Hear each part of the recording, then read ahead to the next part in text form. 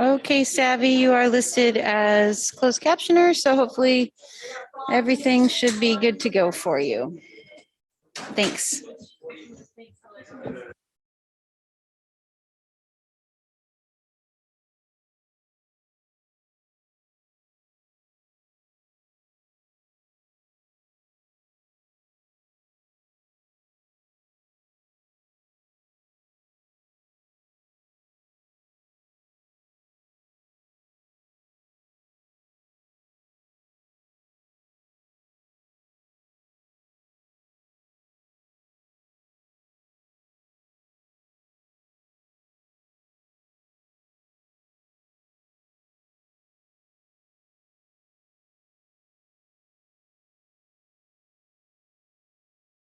Testing, testing.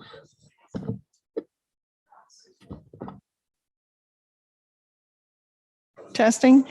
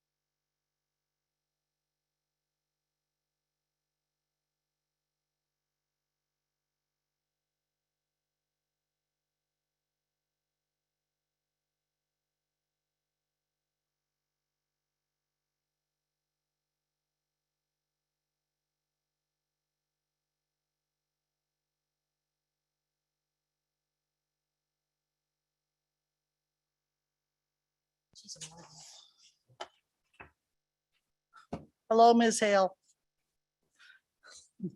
Hello, Madam Mayor.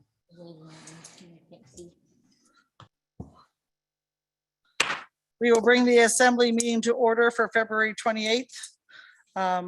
Wahagadok, would you lead us in the flag salute, please? Allegiance to the flag of the United States of America and to the republic for which it stands, one nation, under God, indivisible, with liberty and justice for all. Thank you, Wahagadok. Ms. Treen, would you give our land acknowledgement? Thank you, Madam Mayor. We would like to acknowledge that the city and borough of Juneau is on Tlingit land and wish to honor the indigenous people of this land. For more than 10,000 years, Alaska Native people have been and continue to be integral to the well-being of our community.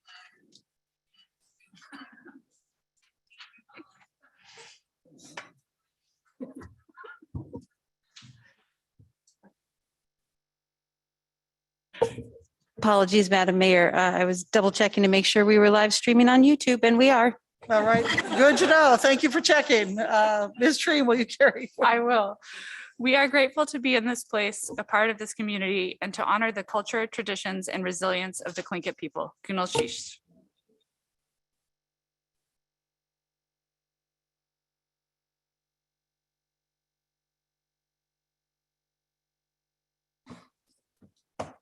Madam Clerk, when you're ready, would you call roll, please?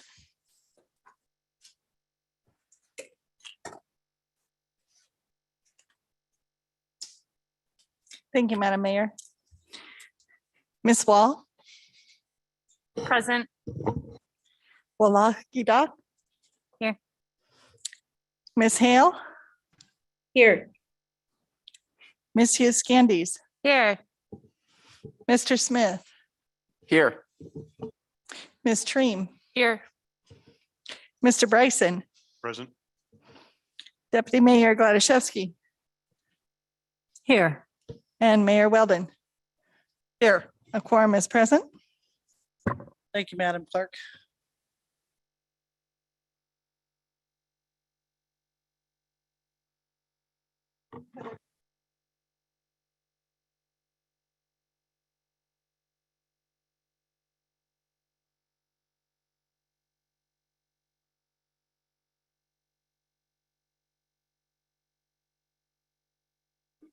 No.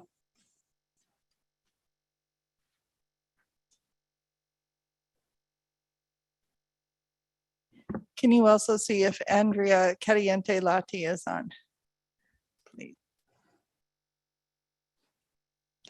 Sorry, I'm having connection issues with Zoom at the moment.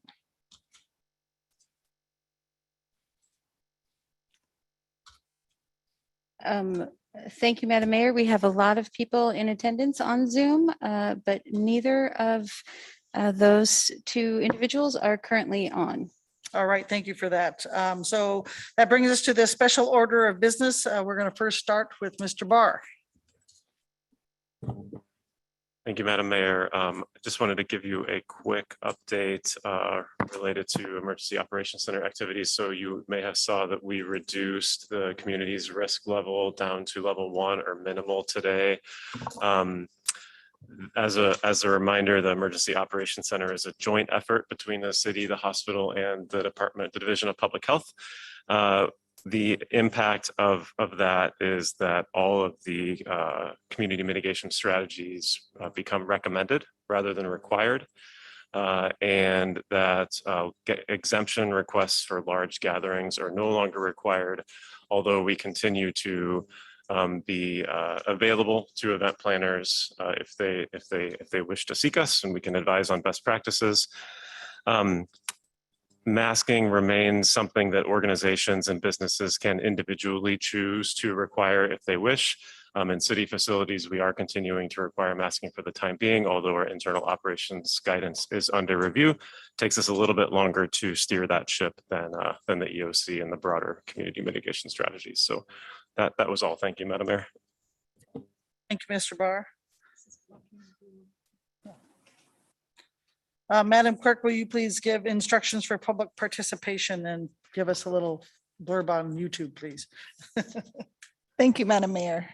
So starting this evening, we are no longer live streaming on Facebook. We are live streaming on YouTube. We are conducting this meeting in person in the Assembly Chambers and also in individuals who would like to participate via Zoom, the link is at the top of our agenda at juno.org. If you follow the links to the assembly agenda, you can click on the Zoom link to join via Zoom. If you are watching via YouTube but would like to call in or Zoom in, the telephone number to call is 1-253-215-8782. And you would enter webinar ID number 915-1542-4903. To participate, when it's time for public participation, you can be recognized either by signing up at the back of the room, or if you are Zooming in, you can be recognized by raising your virtual hand in Zoom. If you are calling in via Zoom, the way to raise your virtual hand is to press *9. And then when you are asked to unmute yourself, you press *6 to unmute yourself. A link to our YouTube live stream page is at the top of our assembly agenda page at juno.org. Thank you, Madam Mayor. Thank you, Madam Clerk. With that, we'll go to approval of minutes. Ms. Wall. Thank you, Madam Mayor.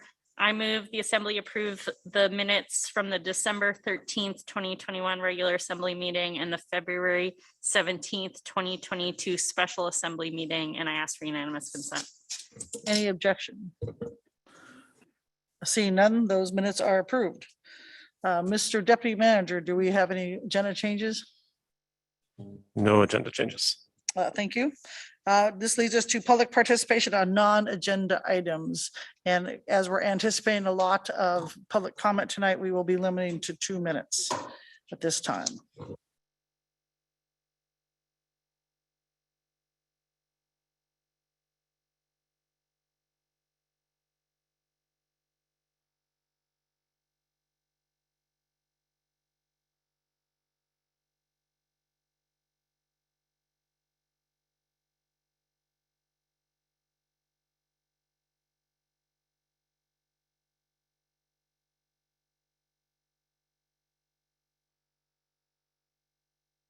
Okay, so it looks like we only have one person in the room for non-agenda topics.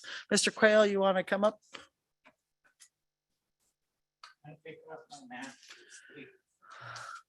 Mr. Barr? Technically, no, Madam Mayor. You do have to touch your mic so it goes green, and you have 2 minutes. Okay, I'm glad that we're down to 11-1. I actually want knocked out completely, but when it comes to the mass. Going to my second one I have is for lights being able to take people when it's night at night with my pedicab. I've been working at least 4 years and I'm an insurance agent. I'm not going to take risks that are, to lose my insurance or risk the people's lives. Now, I keep on getting this reason that it's really dangerous to operate at night with a pedicab. It's not. This is the only city in the whole United States that does not let people operate at night with a pedicab at night. And I know for this season coming up, there's going to be at least 5 people. They're going to be asking for rides and I can't give them rides because it's too dark. All right. And it's happened in the past. And I'm not just saying that, okay? I say that from experience. Now, I don't want to have to take the city to court on this because I know I'll win, okay? I don't want to have to go get a court order on this. All you have to do, the line is about that long and all you have to do is delete it. It's ridiculous. There shouldn't be any problem. There shouldn't be a problem with it, but there's a lot of cities that are bigger than Juneau. They operate at night. There's Seattle, there's a whole list. Denver's got 10 times. Denver's got at least 100 pedicabs. Okay, and they operate at night. and they don't have any problem with it. And you just take the time to do it. Okay, that's the only reason. I don't think they don't want to bother. I get treated like a one ear and out the other, you know, when it comes to this. And I'm not going to give up on this thing. You figure I'm going to go away? No, you got another thing coming. I'm not going to give up Thank you, on it. Mr. Quayle. Any questions for Mr. Quayle? Mr. Bryson? Thank you, Madam Mayor. I have a clarifying question for Attorney Palmer, if I may. Mr. Palmer. Do you have anything for Mr. Quayle Oh. while he's sitting there? No, sorry, Madam Mayor, I do not. All right. Thank you for your testimony, Mr. Quayle. Okay. So would you like to ask your question to the attorney now? Forgive me, Madam Mayor. I'll ask offline and get to the bottom of my question. Thank you, Madam Mayor. And we do have some people online. We're reminding those online, this is non-agenda items, so please bring over Mr. Vrebeck, apologize. Please state your name and area of town you live in for the record, and you have 2 minutes. Hi there. Yes, it's Alexandra Vrebeck. I actually reside in North Douglas, but I'm here on behalf of the Downtown Business Association just to speak to 2 quick issues. We did submit a letter of support on behalf of the DBA for the purchase and installation of the used gondola to improve the Eagle Crest ski area and funding secured by the general funds. And I map out as to why in that letter, but mostly just really aiming at increasing tourism year round is kind of one of our main focuses and strategies of the Downtown Business Association. So I will leave that there. I also wanted to go ahead and just remind the Assembly of our support for the Subport cruise ship dock, kind of in line with the recommendations made by the Juneau's Visitor Tourist Industry Task Force. And just wanted to again kind of weigh in that the DBA does support the changes to the waterfront plan. And again, I think with such a short time frame, I'm not going to dive too much into it because we've already submitted letters. But thank you so much for your time tonight and your consideration. I appreciate all of you and your service. Thank you. All right, thank you. I see no questions, so thank you for your testimony tonight. Please bring over Mr. Peterson. Hello. Mr. Peterson, please state your name and area of town you live in for the record, and you have 2 minutes. Hi, can you guys hear me okay? Yes, we can. Hi, my name is Russell Peterson. I live downtown in Aurora Harbor. I just had a question about transparency on board appointments, that those be made public, so we can have some sense of accountability or transparency for like who gets appointed to what board and who votes for those people to be those boards. As myself, my biggest concern for Juneau is mostly harbor issues. So that information would be very important to me. And if I'm wrong and it is transparent, then please let me know. But I was told that that's not public information. So that's kind of all I had for that. And I'll just leave it at that. All right, thank you for your testimony. Any questions for Mr. Peterson? Seeing none, thank you for your testimony tonight. And with that, I don't see any more hands.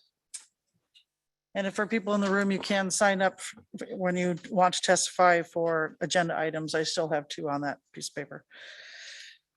All right, with that, we'll move to the consent agenda. Are there any public requests for consent agenda changes other than ordinances for introduction?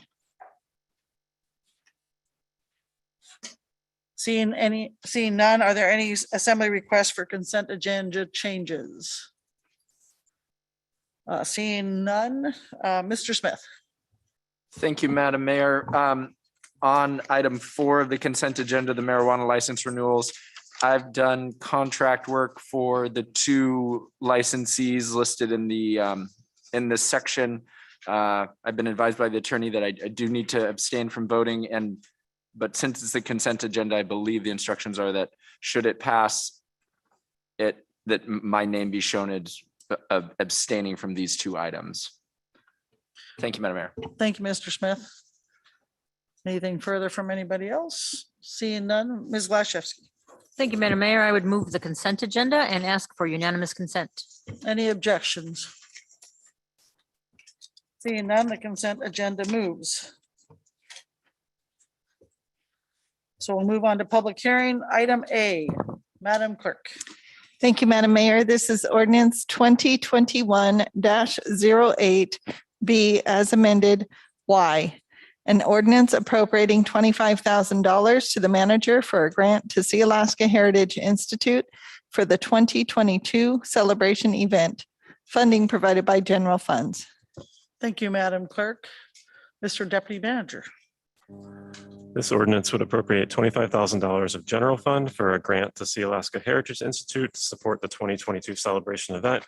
Due to uncertainty surrounding the pandemic, this grant was removed from the fiscal year 2022 budget. Prior to this fiscal year, funding for this event has been included biennially in past budgets, and a similar grant will be included biennially in future budgets. I recommend you adopt this ordinance. Thank you, Mr. Deputy Manager. Are there any members of the public that wish to speak to this ordinance? Seeing none, we'll move it to the assembly. Mr. Bryson. Thank you, Madam Mayor. I move the assembly adopt ordinance 2021-08B as amended Y, an ordinance appropriating $25,000 to the manager for a grant to Sea Alaska Heritage Institute for the 2022 celebration event provided by general funds. And I ask for unanimous consent. Thank you, Mr. Bryson. We'll hold it up.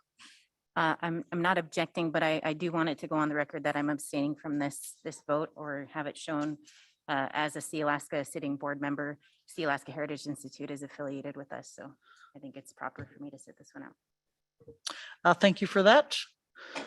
Any objection? Seeing none, that motion passes. All right, item B, Madam Clerk.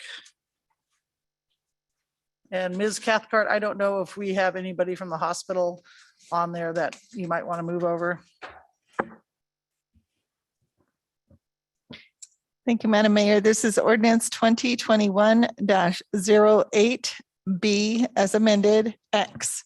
An ordinance appropriating $20 million to the manager for the planning, design, and construction of bond-funded capital improvement projects at Bartlett Regional Hospital, and de-appropriating $4 million from the manager for the crisis stabilization capital improvement project. Funding provided by hospital revenue bond proceeds. Thank you, Madam Clerk. Mr. Deputy Manager.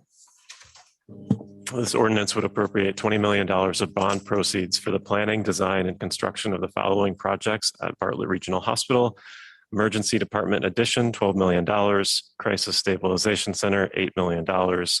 This ordinance de-appropriates $4 million of BRH fund balance, which was previously appropriated to partially fund the Crisis Stabilization CIP. The net effect is a shift of costs from BRH fund balance to bond proceeds, which preserves BRH fund balance for other uses.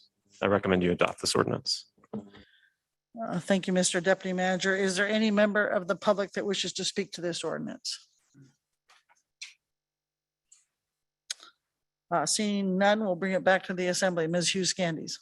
Thank you, Madam Mayor. I move that the assembly adopt ordinance 2021-08B as amended X, and I ask for unanimous consent. Is there any objection? Seeing none, that motion passes.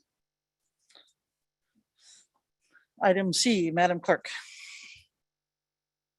Thank you, Madam Mayor. This is resolution 2976, a resolution repealing and reestablishing the assembly rules of procedure. Thank you, Madam Clerk. Mr. Deputy Manager. Over the last 2 years, the Assembly made its meetings more accessible and enabled more community members to participate in their local government because CBJ meetings were live streamed and because of the interactive features of Zoom. However, the increase in accessibility, especially on the Zoom platform, presented new challenges to conducting public meetings because the anonymity of Zoom allowed people to disrupt a meeting with pornography, sexual harassment, and irrelevant comments. This resolution clarifies the rules for participation, while ensuring community members have multiple methods of providing public comment and grieving concerns with their local government. The substance of this resolution is identical to what the Committee of the Whole considered on February 15th, 2022, except the whereas clauses were added and the effective date was set for midnight. As this is a policy matter before the Assembly, I do not have a recommendation. Thank you, Mr. Deputy Manager.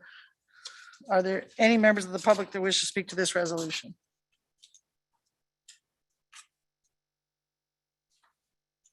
Seeing and hearing none, we'll bring it back to the Assembly. Ms. Treem. Thank you, Madam Mayor. I move resolution 2976 and ask for unanimous consent. Any objection? Mr. Smith.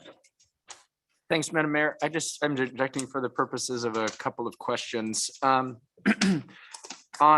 packet page 63, under sections, the Finance Committee and the Committee of the Whole, there was a new clause added where it says these committees will be conducted as work sessions unless public testimony is permitted by the call of the chair at least 24 hours in advance of the meeting. I guess my question on that is, there are times when we're in those committees and in issues before the Assembly of which we want to ask someone who is in attendance who is going to be affected by those decisions to let us, know a developer or anyone, I guess, potentially impacted. I guess with this rule, the committees would just have to have public testimony, or we wouldn't be able to, would we be able to call up someone again, let's just go with a developer who was trying to rezone a property or something? Would we be able to call them up to ask them questions, or would that, without noticing, or is that considered public testimony, I guess is my question. Thank you, Mr. Smith. Mr. Palmer. Thank you, Madam Mayor. Mr. Smith, I think we need to start with what the Assembly or what that committee is considering. So specifically start with your example, legislation, a rezone legislation. So that's an item that affects the entire borough, not just that developer. So if the Assembly wants to ask the developer who's making the original request, you should probably open it up for public comment. Anything further, Mr. Smith? Yes, thanks, Madam Mayor. So then if the chairs of those committees had not noticed them for public comment, we wouldn't be able to bring up, again, a member of the public who might have experience or insights into the legislation we're evaluating at the time. We would, unless that had been noticed, we wouldn't have brought that, we wouldn't be allowed under these rules to bring them up.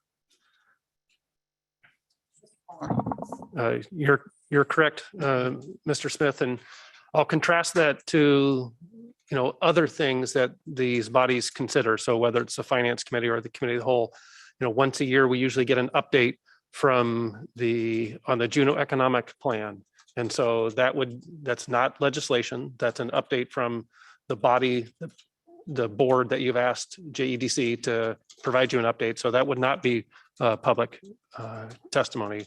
But if you're talking about specific legislation, like the rezone example, that would fall under public testimony. Go ahead, Mr. Smith. Yeah, I guess all I'd say is I just am concerned that that's going to box us in. I mean, I feel like, at these Assembly meetings, it's obviously critical we hear from the public. We get the email, we get calls, we talk to people, and we get a perspective that we would never have come up with on our own. I mean, I think it's a slow part of democracy, but I think it does really lead us to a better result in the end.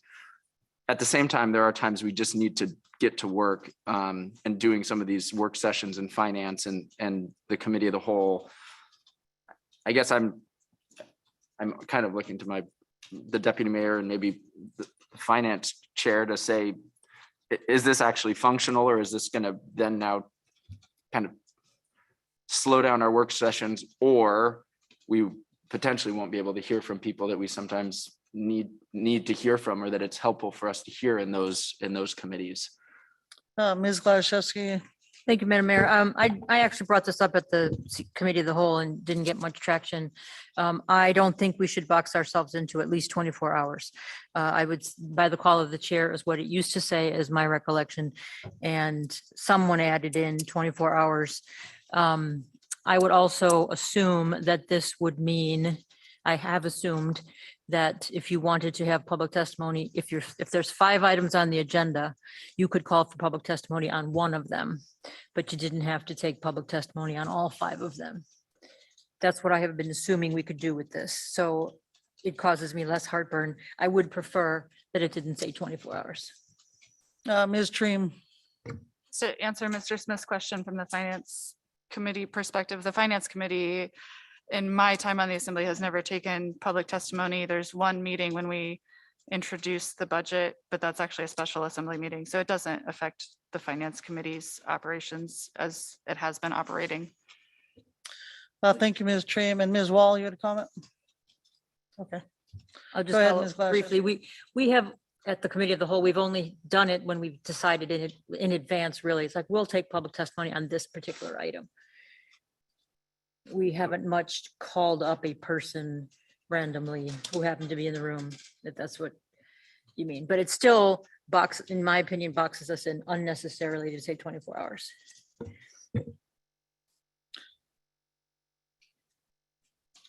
Go ahead, Mr. Smith. Thanks. I guess I can propose an amendment then. I want us to stay nimble and be able to get to work at the same time. It would be painful, I think, and probably just not helpful in public policy and us moving forward, is to not be able to hear from someone who may have a perspective that it's important for us to hear on. So in that case, I'd just like to propose an amendment. Packet page 63, lines 261, I would like to strike the words "at least 24 hours in advance of the meeting." And then the same on line 280. So now it will just say either the Finance Committee or Committee of the Whole meetings will be conducted as work sessions unless public testimony is permitted by call of the chair. And I'd ask for unanimous consent. I object. Thank you, Mr. Smith. I see some objections. Ms. Hughes Candies. Thanks, Madam Mayor. We got into this a bit at the cow. I'm gonna object because I feel like putting the 24 hours in here is in keeping with the whole spirit of what this rework of the rules of procedure is trying to do.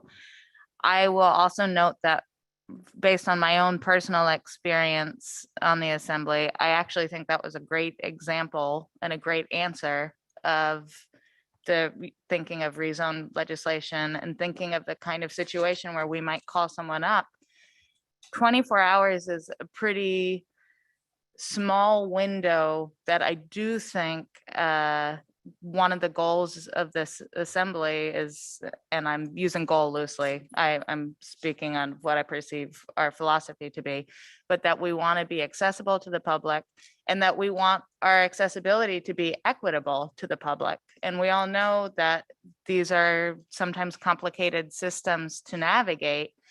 And in my experience, we do have a habit of cows. The developer one's a great example, or other times when someone who knows the system very well knows to be in the room and we just get that perspective versus all the voices we don't hear because they don't know to be there.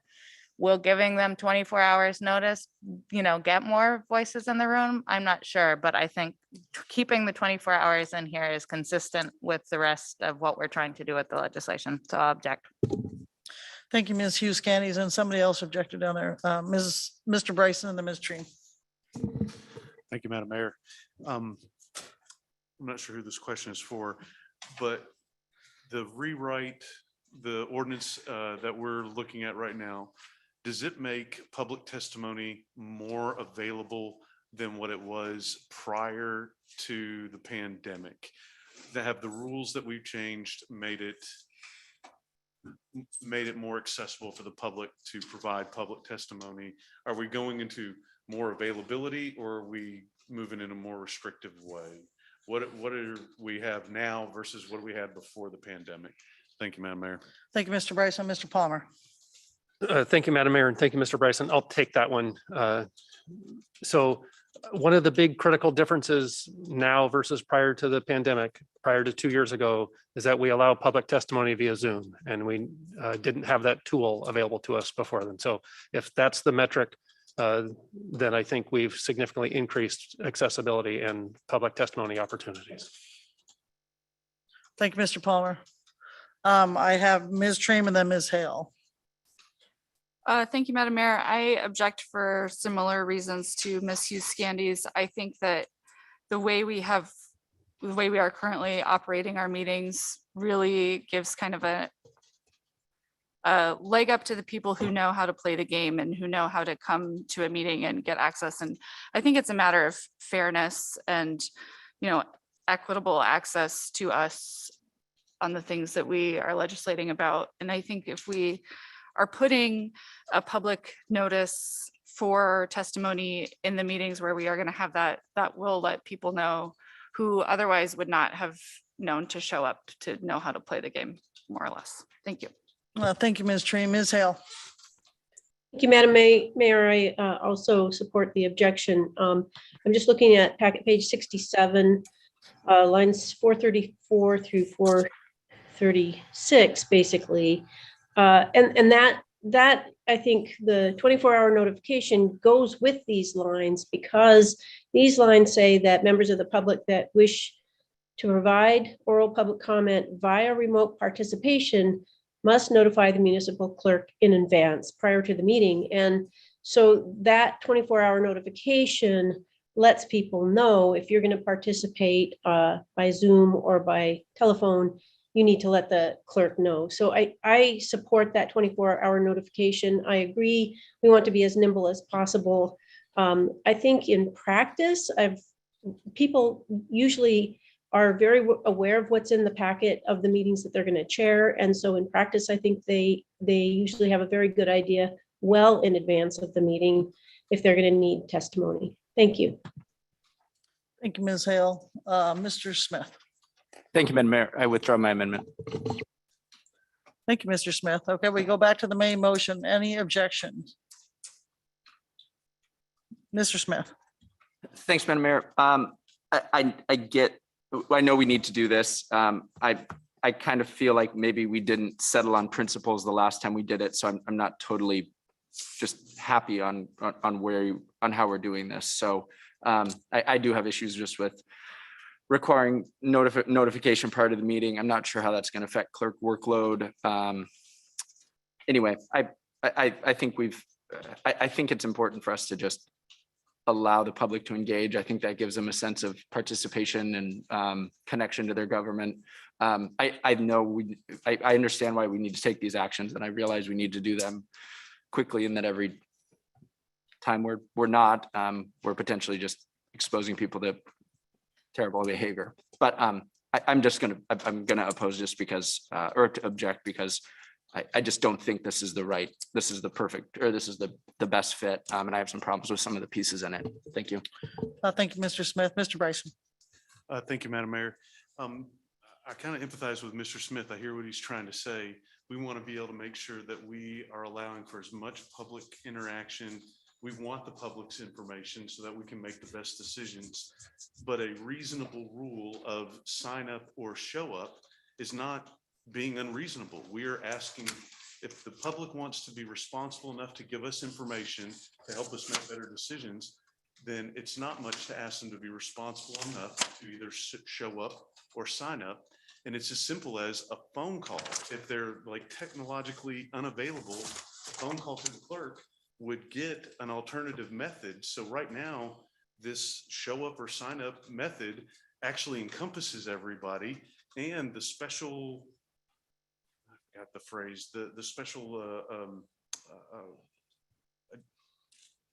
I had the phrase earlier today, the special accommodations that the clerk can make, as long as they have enough time, they can accommodate any person's testimony. So these rules that we do, I really believe, get the most of the public, and it holds everybody to that reasonable responsibility level. So I'm going to support this motion. Thank you, Madam Mayor. Thank you, Mr. Bryson. Ms. Gladys.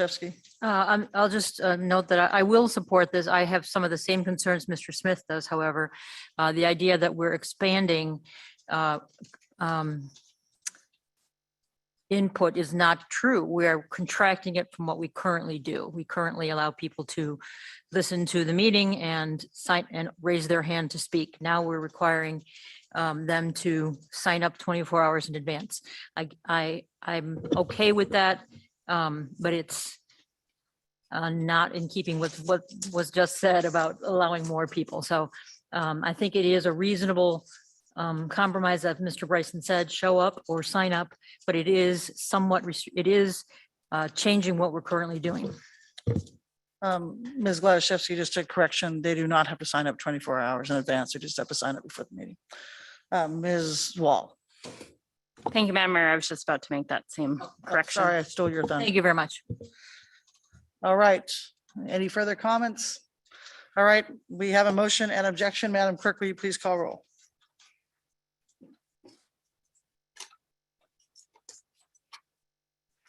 Thank you, Madam Mayor. So the amendment has been withdrawn, and this would be for the main motion to pass Resolution 2976. Ms. Treem, Yes. Ms. Wall, Yes. Ms. Hale, Yes. Mr. Bryson, Yes. Ms. Hughes Candies, Yes. Mr. Smith, No. Walaki Doc, Yes. Ms. Gladysevsky, Yes. and Mayor Weldon. Yes. Motion passes 8 yeas, 1 nay. Okay, we're going to take a quick 5-minute recess before we get to the next topic.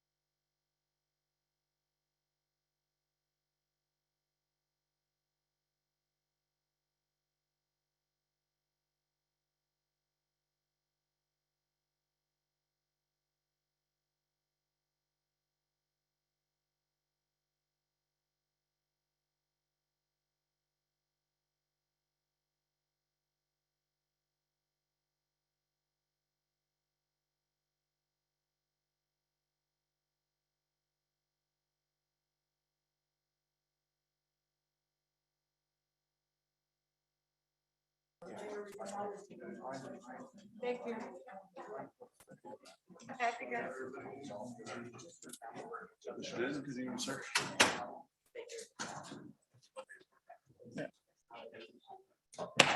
We'll bring the assembly meeting back to order. Item D, Madam Clerk.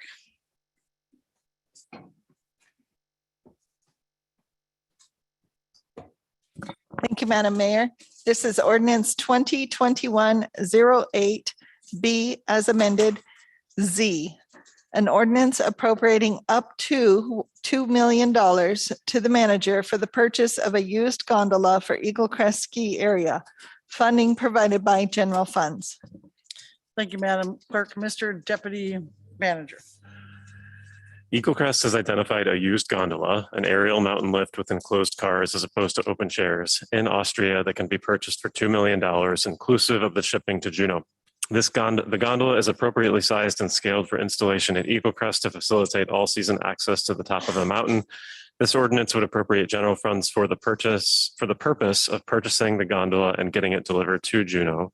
Once received, the gondola could not be installed until Eagle Crest secures additional funding for the necessary mountain improvements, including the base station, towers, and summit station necessary to facilitate the installation, estimated to be an additional $6.2 million. I recommend you adopt this ordinance. Thank you, Mr. Deputy Manager. We do have people signed up in the room to testify. If you are in the room and you haven't signed up yet, please sign up in the back, and then we'll go to the folks online. So first we have Pat Harmon.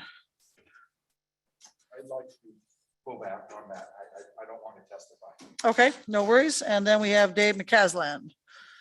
So please step up to the mic and state your name for the record and area of town you live in, and you have 2 minutes. My name is David McCaslin. I live at 3294 Pioneer Ave. I was just support of anything to keep Eagle Crest going and to support it. So I just want to say I was in support of the gondola and the summer operations, and I think it'd be good for Juneau.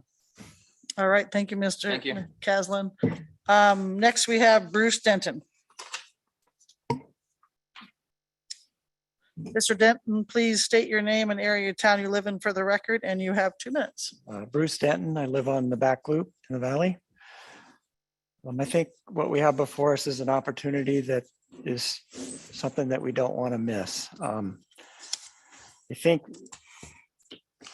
what really resonates with me, I've followed the vision of Mr. Scanlon over the years and been somewhat concerned initially with how we would ever fly with a $30 million gondola, how we could ever make that work.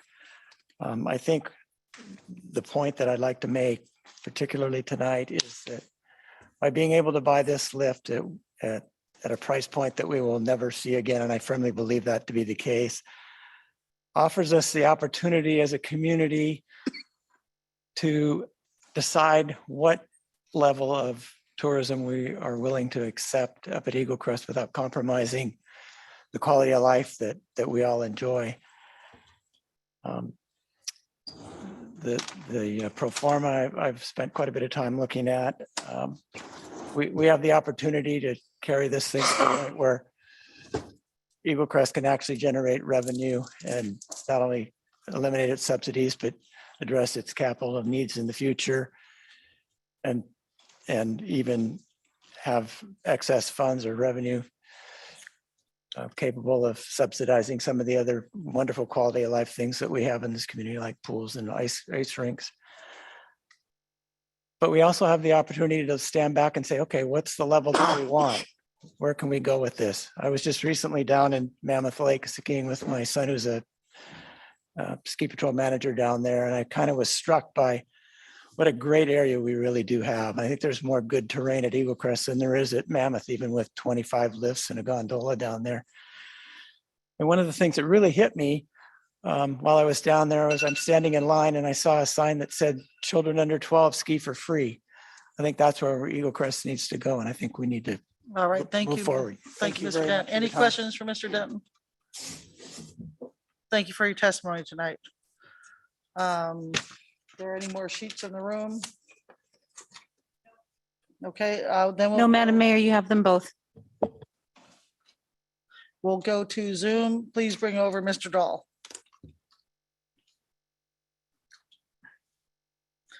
Mr. Dahl, please state your name and area of town you live in for the record, and you have 2 minutes. You are still muted. How about that? That's much better. Go ahead. Okay, I'm Craig Dahl. I live at 3620 Spartan Street at Ock Bay, and I'm speaking on behalf of Max Mertz this evening, who lives at 3140 Knoll Avenue. Max writes, I'm a skier, have his locker for over 20 years, and I'm a season pass holder. Thank you for allowing Craig to make these comments for me because I'm in the mountain time zone and it's well past my bedtime. At the request of individuals affiliated with Eagle Crest, I reviewed the financial projections for the tram and the economic model for the new gondola. Mr. Scanlon has made changes and improvements to that model over the past week or two. The work he and others have put in to develop this model in such short order speak to their commitment to the ski area. The projections, probably better called a business plan, are a work in process. More time and energy needs to go into them to best demonstrate the opportunity and potential costs and benefits to the ski area and the CBJ of building the gondola. But time is not on your side, but it could be. It's not on your side because if you don't lock this tram up now, the opportunity is lost. On the other hand, the nature of the market, so I'm told, is such that the tram could easily be resold. So if you buy the gondola, you have a period of months to direct Eagle Crest to come up with their best case as to why the tram and why now. If they accomplish that, this project seems perfectly suited for the upcoming 1% sales tax renewal. If they don't, then sell the gondola and you will likely just come out with some transportation and storage cost. I recommend that after performing requisite due diligence on the tram itself, that you buy the gondola, store it safely, and direct Eagle Crest to make their case. I would like to comment that I agree with Mr. Mertz. I've also had a chance to review the projections and the business plan, and I compliment Mr. Scanlon for the detailed set of projections. He's given us a great platform to start from. But I'd add one more detail in Mr. Mertz's suggestion.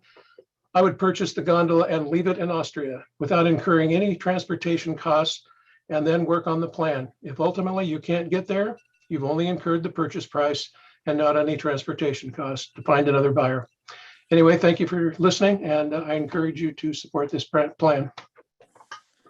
All right. Any questions for Mr. Dahl? Thank you for your testimony tonight.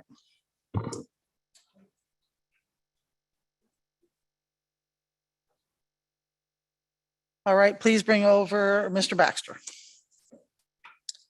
Mr. Baxter, please state your name and area of town you live in for the record, and you have 2 minutes. Can you hear me? Yes, we can. So my name's Corey Baxter. I live in West Juneau, Pioneer or Blueberry Hills area.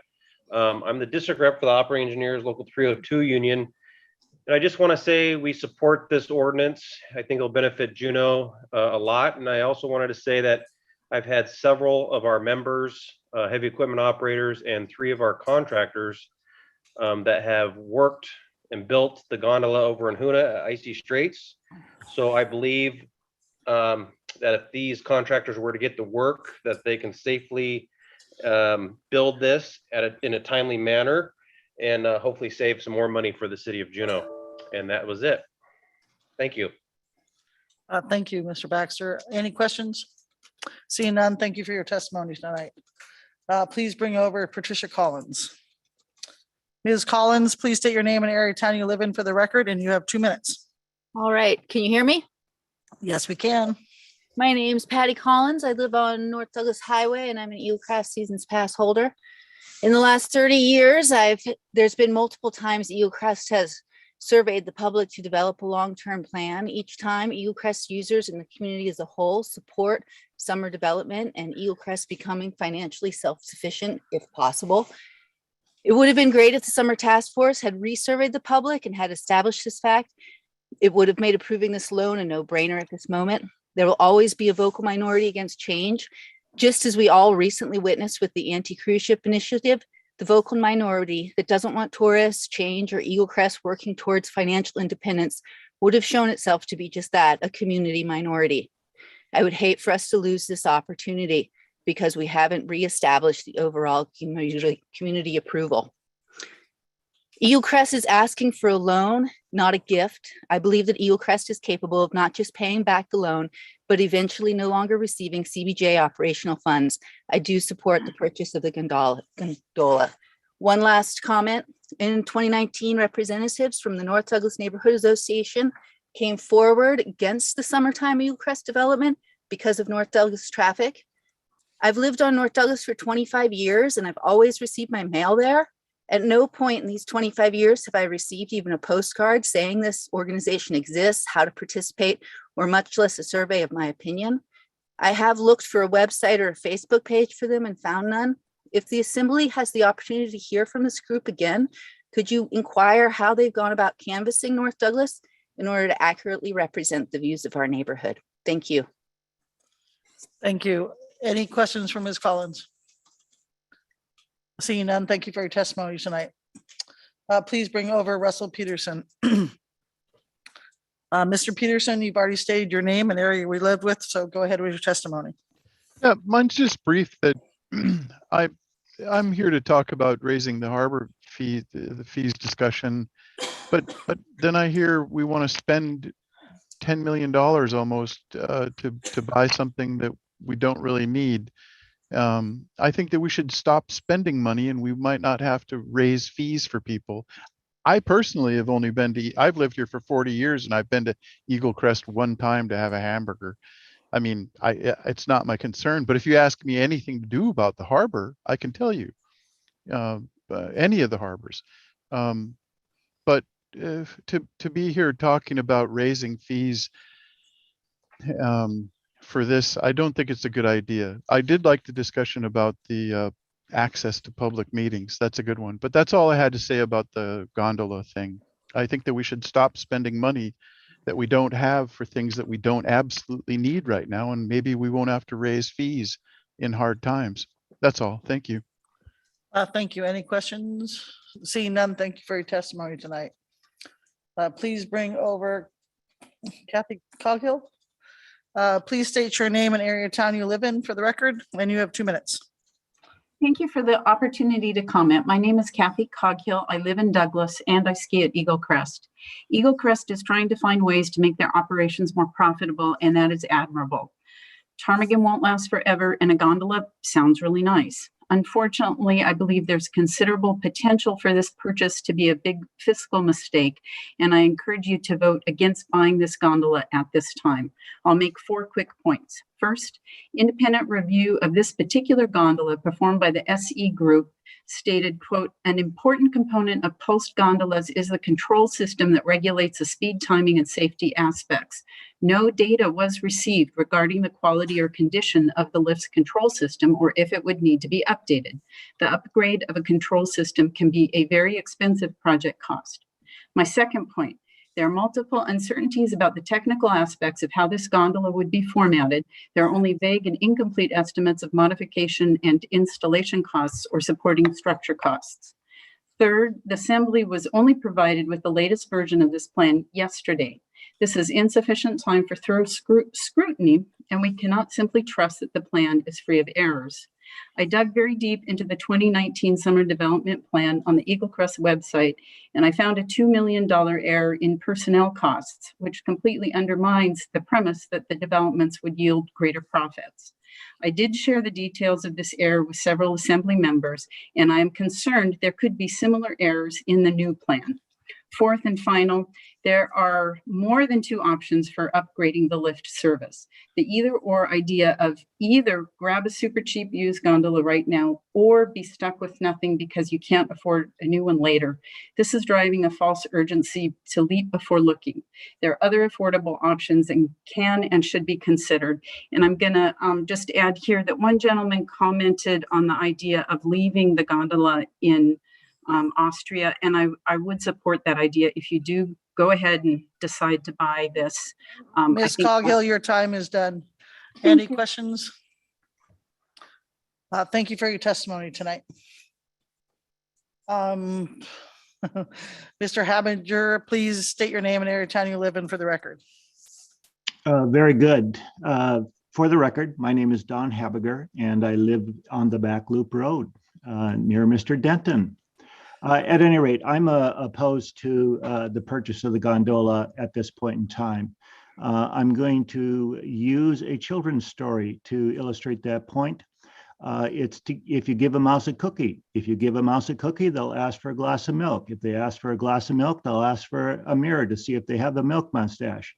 So to today's discussion, if you give Eagle Crest a gondola for $2 million, they'll ask for the engineering. If you give them the engineering, they'll ask for, and the list goes on. If you look at the summertime plan, road construction, road courses, highway and biking trails. In other words, to bring this to fruition and make it a world-class operation, you are not talking about $2 million, you are talking about, well, they said in 2019, $35 million.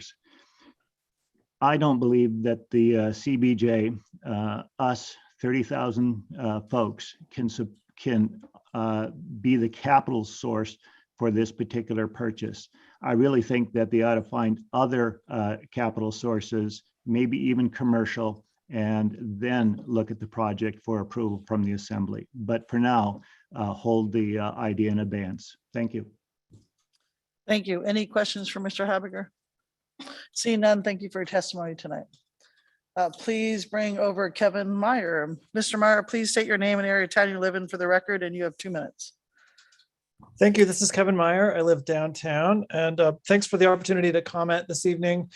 I've indicated my position in a long email I sent to each of you individually this weekend, so I'll be very brief. Along with the Downtown Business Association and others this evening, I support this initiative. I think the purchase represents an opportunity to prepare for uncertain climate futures and to generate year-round revenue for our ski area. I go into much greater detail in the letter, so I'd encourage you to check it out and email me back if you have any questions, but wanted to go on record here tonight just to say thank you for the work you've been doing to direct our city, and I look forward to following your deliberations. Thank you. Any questions for Mr. Meyer?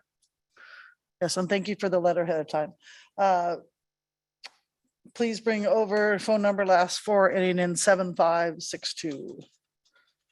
Please state your name and area of town you live in for the record, and you have 2 minutes.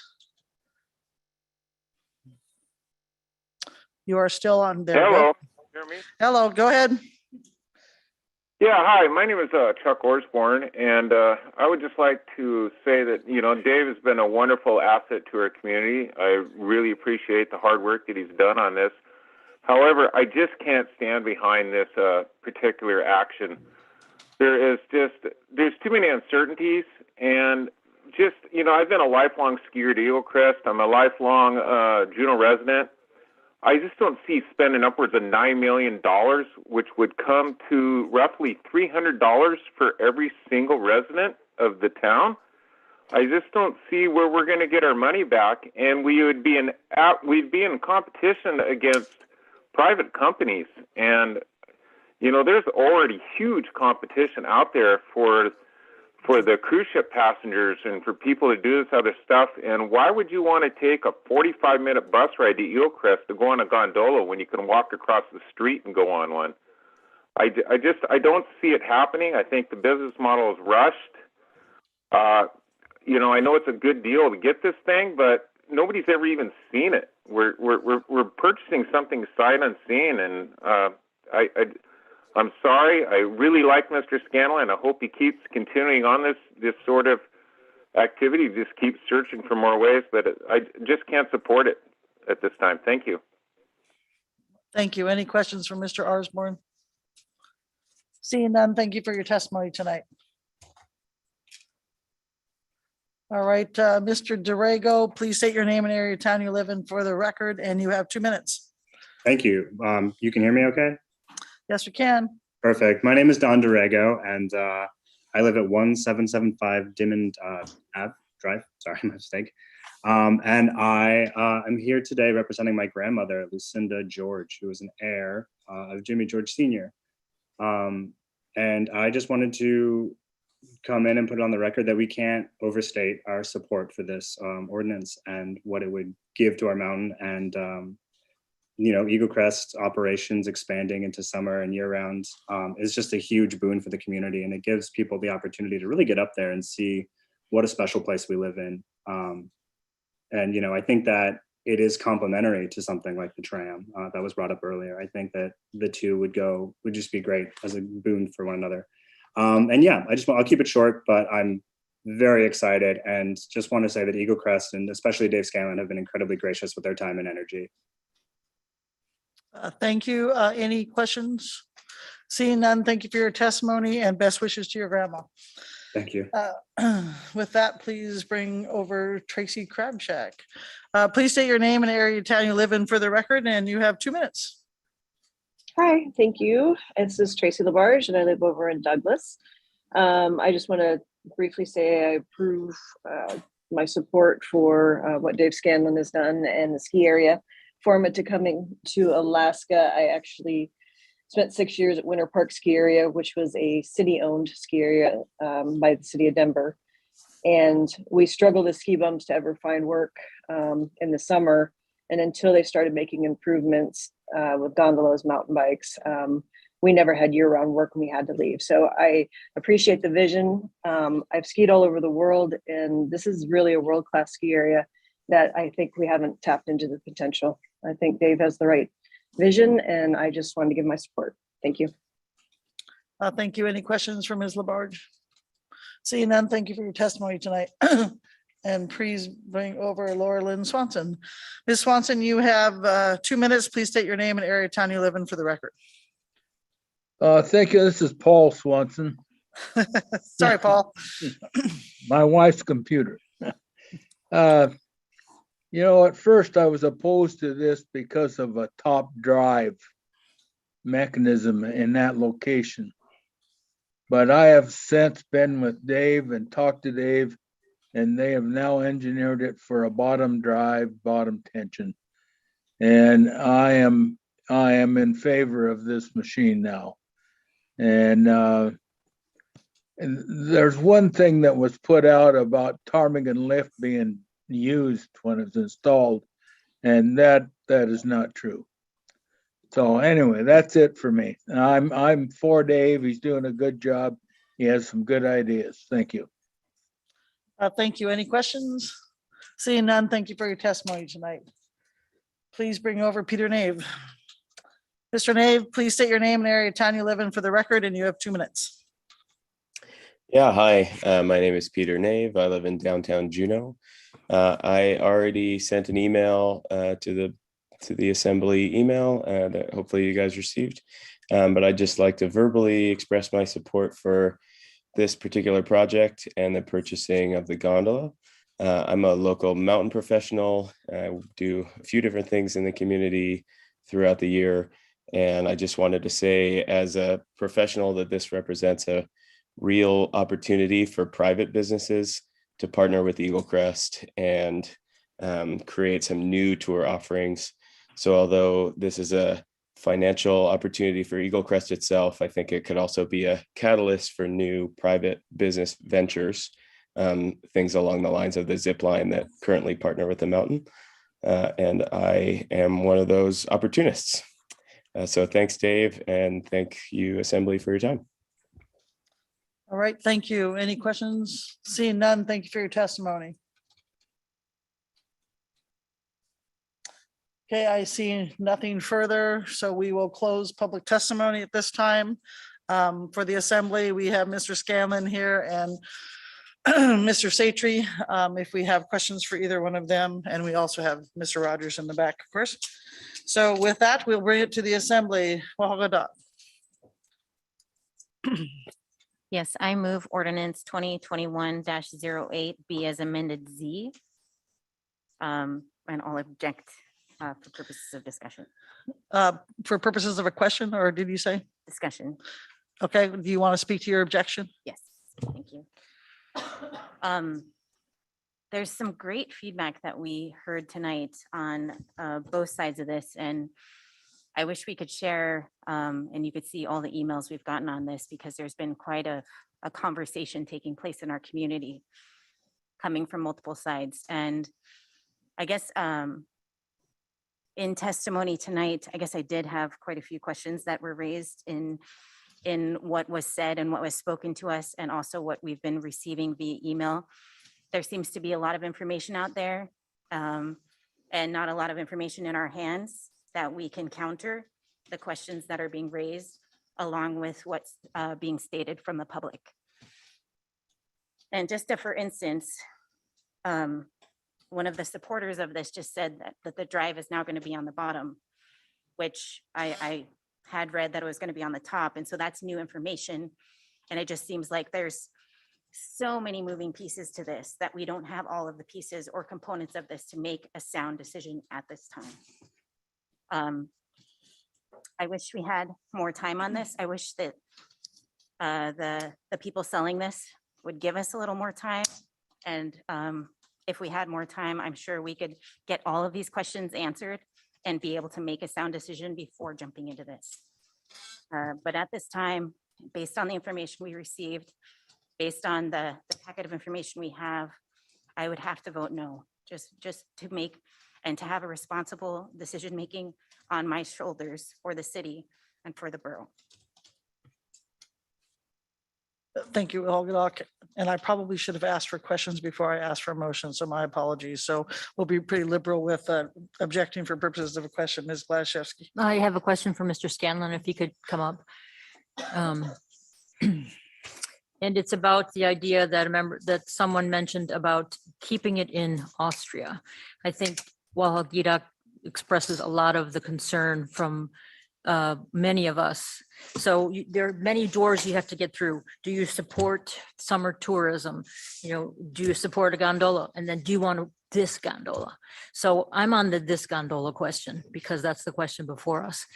I get through those other gates personally, but it's been fast. We just, I got 130 pages yesterday. I did go to the meeting that you had, which I thought you answered questions well, but still a lot of questions and changing numbers and too fast. So the idea of buying it and just, I've always thought we could, if we bought it, we could sell it because it's worth something.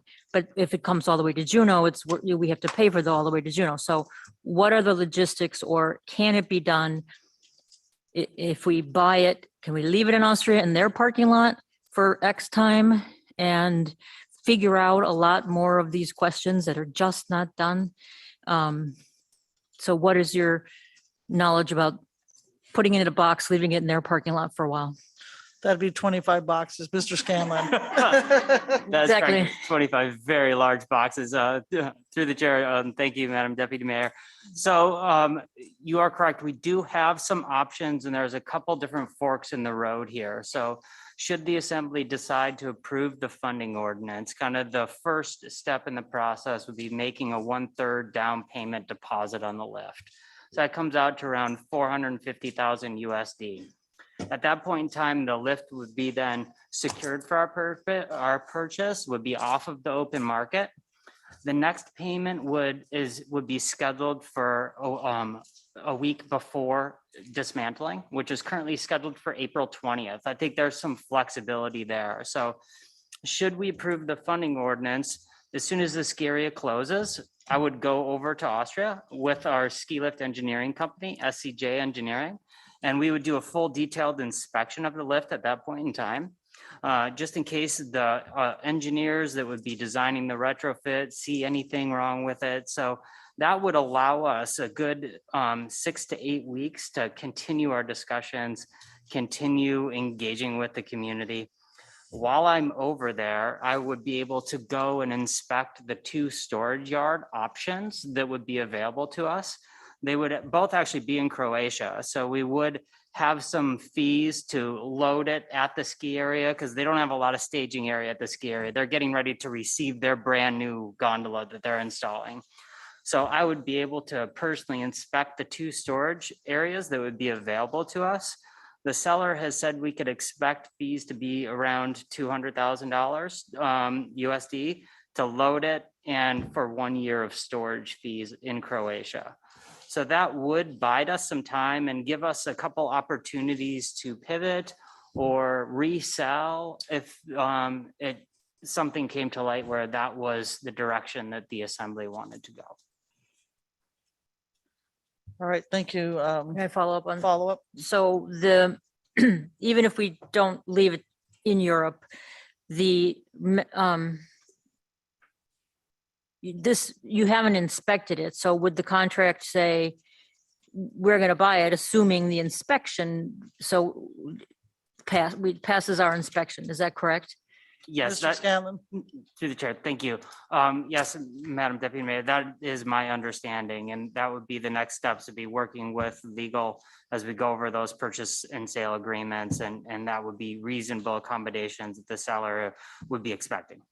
Okay, and I have an amendment regarding this kind of thing if we get to that. Thank you, Okay. Mr. Scanlon. Thank you. Further questions? Ms. Wahal, sorry. So, Mr. Scanlon, so 450, if we amended tonight for 450, it would still hold it? Would that still get you sufficient dollar figure to hand over to these folks for them to be able to hold it for us? Or does it have to be the full 2 million? Thank you, Gidag. That would secure the lift for us, and then it'd be back to your schedule and needing to come back. We'd be really close to making that second payment as we come into mid-April and the closing of this year. I know that's a busy season with budgets and everything going into the budget process, but yes, to answer your question, that would allow us to secure the lift for that period of time. Any follow-up? Any other for questions? Was that a sort of lift, Mr. Smith and then Mr. Bryce? Thank you, Madam Mayor. Sorry, I'm struggling with this. How quickly does an appropriating ordinance take effect? Mr. Palmer. Thank you, Madam Mayor. They're effective immediately. Mr. Bryson. Thank you, Madam Mayor. I had a couple of final points I wanted to make. Are we still on questions? Let's just go to questions right now and you can make them in a second. Ms. Hale. Thank you, Madam Mayor. Regarding the question that Wahal Gidak asked about being able to operate the lift from the bottom, I think I read that as well. And I'd like to ask Mr. Scanlon if that's accurate and if that reconfiguration is actually possible, because that would not require fuel up at the top of the mountain. Mr. Scanlon. To the chair, thank you, Ms. Hale. And so I was fortunate enough to have SCJ Engineering that would do the design and the retrofit on a very short notice, spend 3 days really looking at the technical capacity of the lift. That's why you received this so late. I just got their report back on Saturday. So that was one of the big keys that we knew a lot was on a lot of people's minds. So they did confirm that yes, we can operate this as a bottom tension, bottom drive system.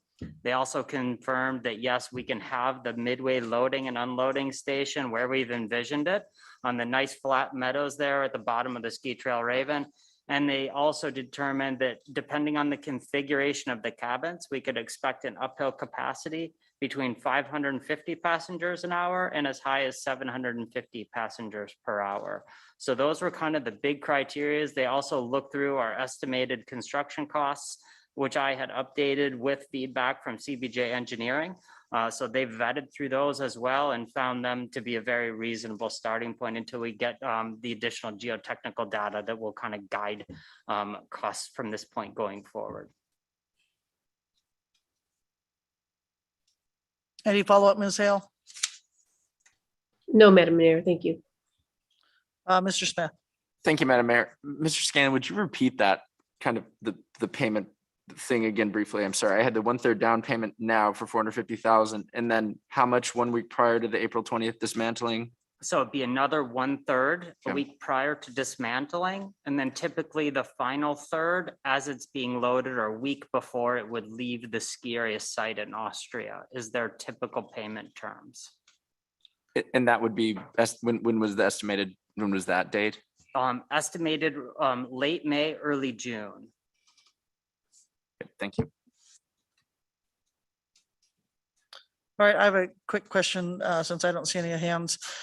In the report from, I think it was the SEC or whatever, they said something about the cabins of the gondola. Have we seen pictures of the inside of any of the cabins? Yes, Madam Mayor. We have seen some pictures of the inside of the cabins. The intent would be to do a refurbishment to the cabins, and we've built those costs into our cost estimates. So when the cabins come, they would look virtually new glass, new paint inside and out, any upholstery on the inside would be redone. So it would have a really nice appearance to for our Juneau residents and our visiting guests. Thank you. And just a quick follow-up, if I might, Madam Mayor, the company Pro Alpine and BRC Lifts is really excited about the opportunity to work with Juneau. They see this as being they want this to be their showpiece. As you can see in the material I provided, they do a lot of lift relocations all across the world. They just recently did their first in the US, which was last year down in Mission Ridge in Washington. And so they see this as being kind of their showcase piece of what they can do. So they're very excited about an opportunity to showcase Juneau and showcase what they're capable of doing. So this is a pretty unique opportunity for us. All right, Ms. Treem. Thank you, Madam Mayor. Mr. Scanlon, is there already drafted a contract or some kind of purchase agreement, or would that stuff come after this appropriating ordinance? Thank you, Ms. Treem. I expect to receive a draft contract tomorrow, and I've already talked to Mr. Palmer about getting to work quickly on that. Thank you. All right. And no further questions? Okay, we will move it back to the motion. Ms. Klaschewski. I would, I'll pass out this amendment and I would move this amendment and we can talk about it and why I wrote it so what this does is add a sentence to the appropriation after it says $2 million. It says prior to encumbering funds for transportation of the gondola outside of Europe, the Board of Directors of the Eagle Crest Ski Area or its designee must provide an update to the Assembly Committee of the Whole.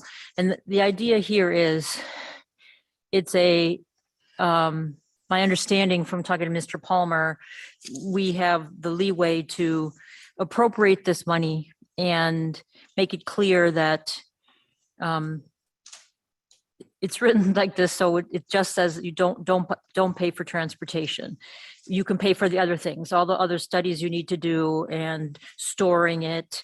It gives us an opportunity to say, okay, if some disaster happens and it turns out to be doesn't fit on the mountain, the pro formas turn out to have an error in them. I mean, we've just done this really quickly.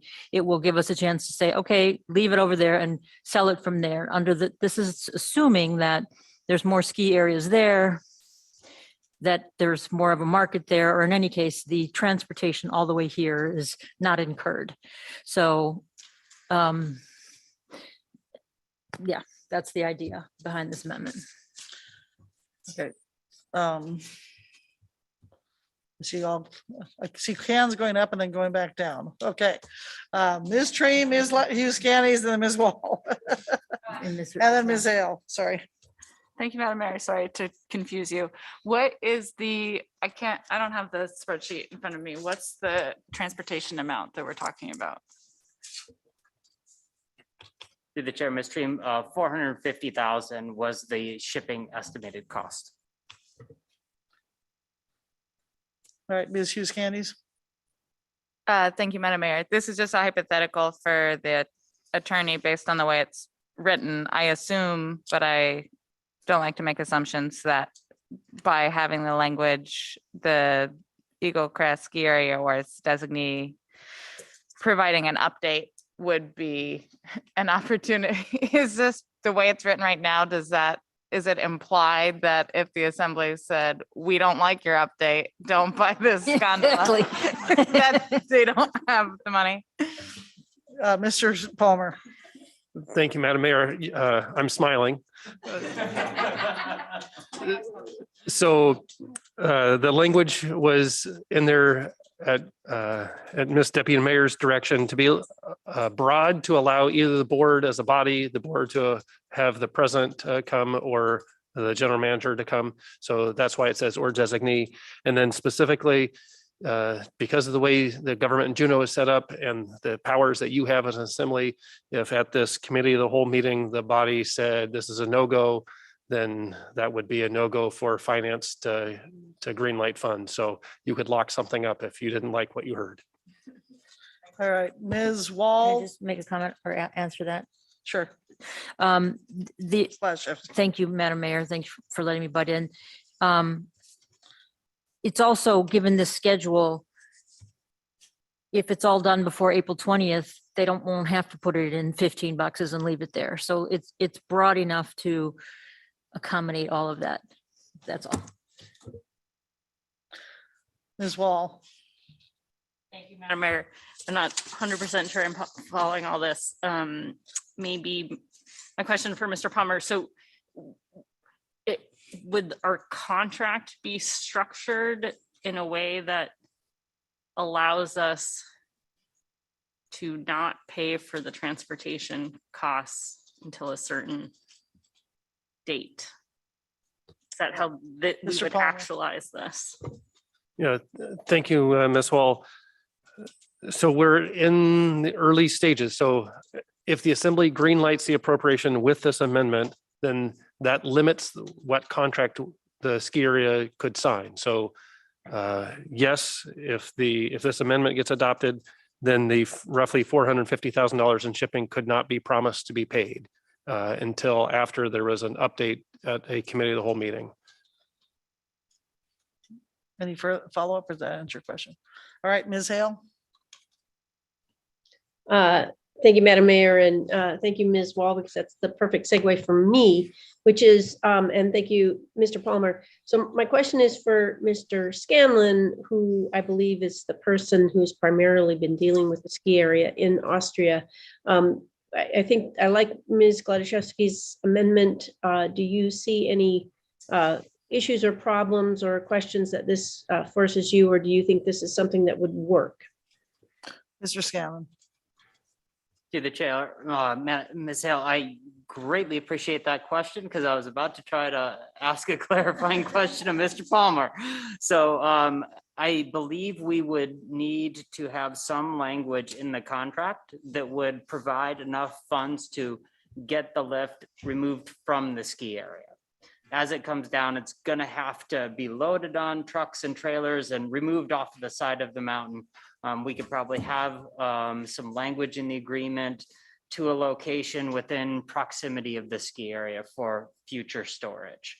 So I think that would probably kind of get to Ms. Gladaszewski's intent of the language and give us the flexibility to still be able to move forward with a contract that could be executable. Anything further, Ms. Hale? Yeah, yes, Madam Mayor, just to follow up, thank you, Mr. Scanlon. And Mr. Palmer, do you see Ms. Gladaszewski's language consistent with what Mr. Scanlon is saying and workable as you develop the contract? Mr. Palmer. Thank heavens, this is a limited question. So as Ms. Gladaszewski has drafted or envisioned this amendment, transportation to Croatia, for example, I see as falling within the amendment, so that's allowed. The real issue is transportation outside of Croatia across that big pond to North America, and that's what this amendment would essentially stop until it's adopted. She doesn't have a copy. Thank you. That's what I realized. Oh, take a picture, send it to her. Ms. Gladaszewski is going to take a picture and send I it to her. realized, yeah, you don't have a copy of it, Ms. Hill. I'll send it to you. Yeah, I think that kind of answered my question too, because my question would be, so we pay for the whole thing, we just don't bring it over here according to this until we have a meeting and approve it. Is that what it says, Mr. Palmer? If you're looking at me, that's what it says. I believe that's what Ms. Gladaszewski's intent was. She could speak more to that. I would just speak, it simply says what you cannot do with it, with this $2 million that if this passes, that we would appropriate if the whole thing passes, you just can't transport it out of Europe. You can do all the other things you need to do to buy a gondola. All right, thank you. Ms. Wall. Thank you, Madam Mayor. I think this is a question for Mr. Scanlon. In this scenario, and maybe for the maker of the motion, in this scenario, are we able to, let's say we purchase it, we pass this amendment, we purchase it, we decide we do not want to install it. Are we just saving the money of transporting it, or are we in a position where we can resell it from Europe? Mr. Scanlon. Through the chair, Ms. Wall, I believe we would be in a good position to resell it. Yes, we would be out the transportation costs and likely the 1-year storage fees that we probably have to have a year-long contract for that storage space. But that's the only funds that we would technically be without. Ms. Walhalgedoff. It's going to be kind of a really weird question, maybe for Mr. Palmer. But in terms of us having an object in a foreign country, you know, how does that impact our ability to sell it when it comes to all of the international laws and us not actually physically being citizens of a different country? That was a great question, actually. Mr. Palmer. I'll start off by saying I think there's going to need to be a visit to Croatia at some point to facilitate that. And if we need to work with a consultant, because that is not inside the scope of things that I normally do. So we'd find somebody else. Right. And that was kind of close to my question too, having it in a foreign country. What's the risk leaving it in a foreign country? All right, any further questions on I see? So we have an amendment. Any objection, any objection to the amendment? Ms. Train. Thank you, Madam Mayor. I guess I'll object. My concerns with this whole project have been that it's kind of a big gamble to take with our public money, and I don't see this lowers that gamble by less than a quarter, by only $450,000. So I'm still not there. Ms. Hughes Candies.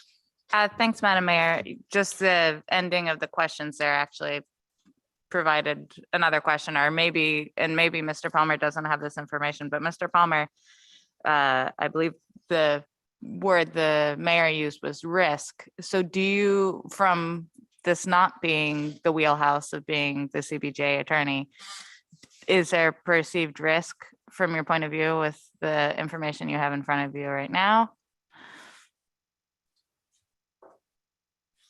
Or Mr. Barr? And I know that's sort of a subjective question, so I apologize. You want to start? Who's taking that one? I'll start off, Madam Mayor. Mr. Palmer. Is there risk? For sure. Is that risk something that's manageable? I think that's a question for the assembly and for the community that's vested in you. If this amendment is something you want to adopt, and then ultimately this ordinance is adopted tonight, I will work with Mr. Scanlon, and we will try to figure out somebody who can draft a contract that's enforceable such that we can minimize that risk, even if some object is over in Europe. Mr. Barr, did you want to weigh on that? Okay. Ms. Glashevsky. Mr. Scanlon, one more question. Certainly. Mr. Scanlon, this timeline, when is the date that it needs to either get on a boat or go into storage yard? Is that April 20th? Is that May? In other words, if you get all your ducks by then, we don't have to put it in storage yard. So what is the date of across the pond storage yard? Mr. Scanlon. Through the chair, thank you so much. May 20 is the date that I've seen that there would be their target date for shipment. So I think we're May 20 to June 1st, call it, is going to be that date where we're going across the pond or we're going to the beach in Croatia. Thank you. Okay, thank you. That's helpful. All right, I will object to the amendment just because of the risk, although what Mr. Scanlon says make me feel a little better that it's to May 20th, but I would still object leaving it in a foreign country. All right, on the amendment, Madam Clerk, we have a motion and objection. Please call the roll. On Amendment 1 to change section 2 under appropriation. Ms. Gladaszewski. Yes. Walahidak. No. Ms. Wall. No. Ms. Treem. No. Mr. Smith. Yes. Ms. Hughes Scandies. Yes. Ms. Hale. Yes. Mr. Bryson Yes. and Mayor Weldon. No. Motion carries 5 yays, 4 nays. So that brings us back to the main motion. We have one objection. Any further comment or objection? Mr. Bryson, now is the time to do your 2 points. Thank you, Madam Mayor. Okay, a few quick points. Every entity that has taken a look at this has found this to be favorable, from Clinton and Haida to DVA, JEDC, the Chamber of Commerce president just spoke in favor of it. I've even gone to Max Mertz for advice. So we have a lot of noteworthy people have vetted this in the community. Dave came up with a phenomenal business plan and pro forma in a record time. I did not think he would be able to pull it off, and he did. And now we're even able to buy him a little bit more time to fine tune it and get us the last detailed questions that we need answered. This keeps control. If we wait for a private-public partnership, we lose some control because of the low price tag. We maintain 100% control in our city-owned entity. We have the experts. Not only does Dave have an expert firm that wants to install this and is looking forward to it, but we have the business experience of the people that installed it in Hoona. We have the best case scenario for the people to install it here. This is an asset. This isn't just putting $2 million to operations. This is buying an asset for one of our assets that is going up in value. The next gondola, if another gondola came, I guarantee it's going to cost more. And the last point that I'd like to make is that we have a couple of outs. So we can make this appropriation, we can keep going down this, we can keep making the Eagle Crest board do more homework for us, and we can still back out without too much penalty. So this has got so many positive things. There's nothing but positive out of this. I see this win-win-win for the community. Thank you, Madam Mayor.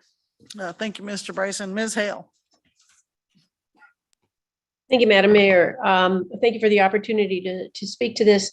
I would just like to express my support for this effort. I understand what many people have said. We've gotten lots of letters concerned about the risk of taking on this purchase at this time. We've also gotten many letters of support. What I've been really impressed with in both sides is the thoughtfulness of the letters and the thoughtfulness of the consideration that people have made. I think Mr. Bryson mentioned a very strong letter of support from Tlingit Haida for numerous reasons. One, that it helps all of Juneauites experience more of our natural world, provides jobs, etc. I think that as I said, I've been very impressed by the thoughtfulness of the letters that we've received. The other point that I want to make is I really strongly believe that at this point, coming out of the pandemic, where we're at right now, it is time for us to make some serious investments in our community. We're talking about the VITF, the Visitor Industry Task Force recommendations. Later in the meeting, there will be some discussion about modifying the long-range waterfront plan, considering the Norwegian proposal.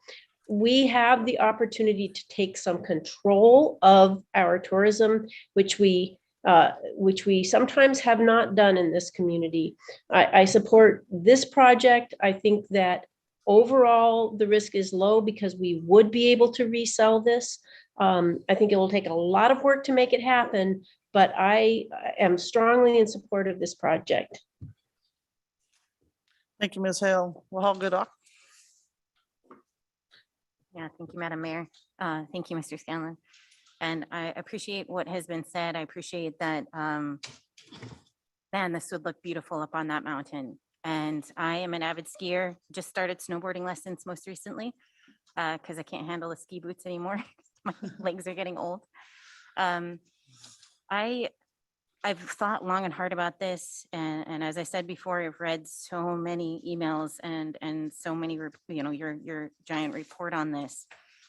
I wish we had a better sense of where we were going holistically. Had this come to us as part of a plan earlier, that we would be pursuing this. It was written into what we were going to do.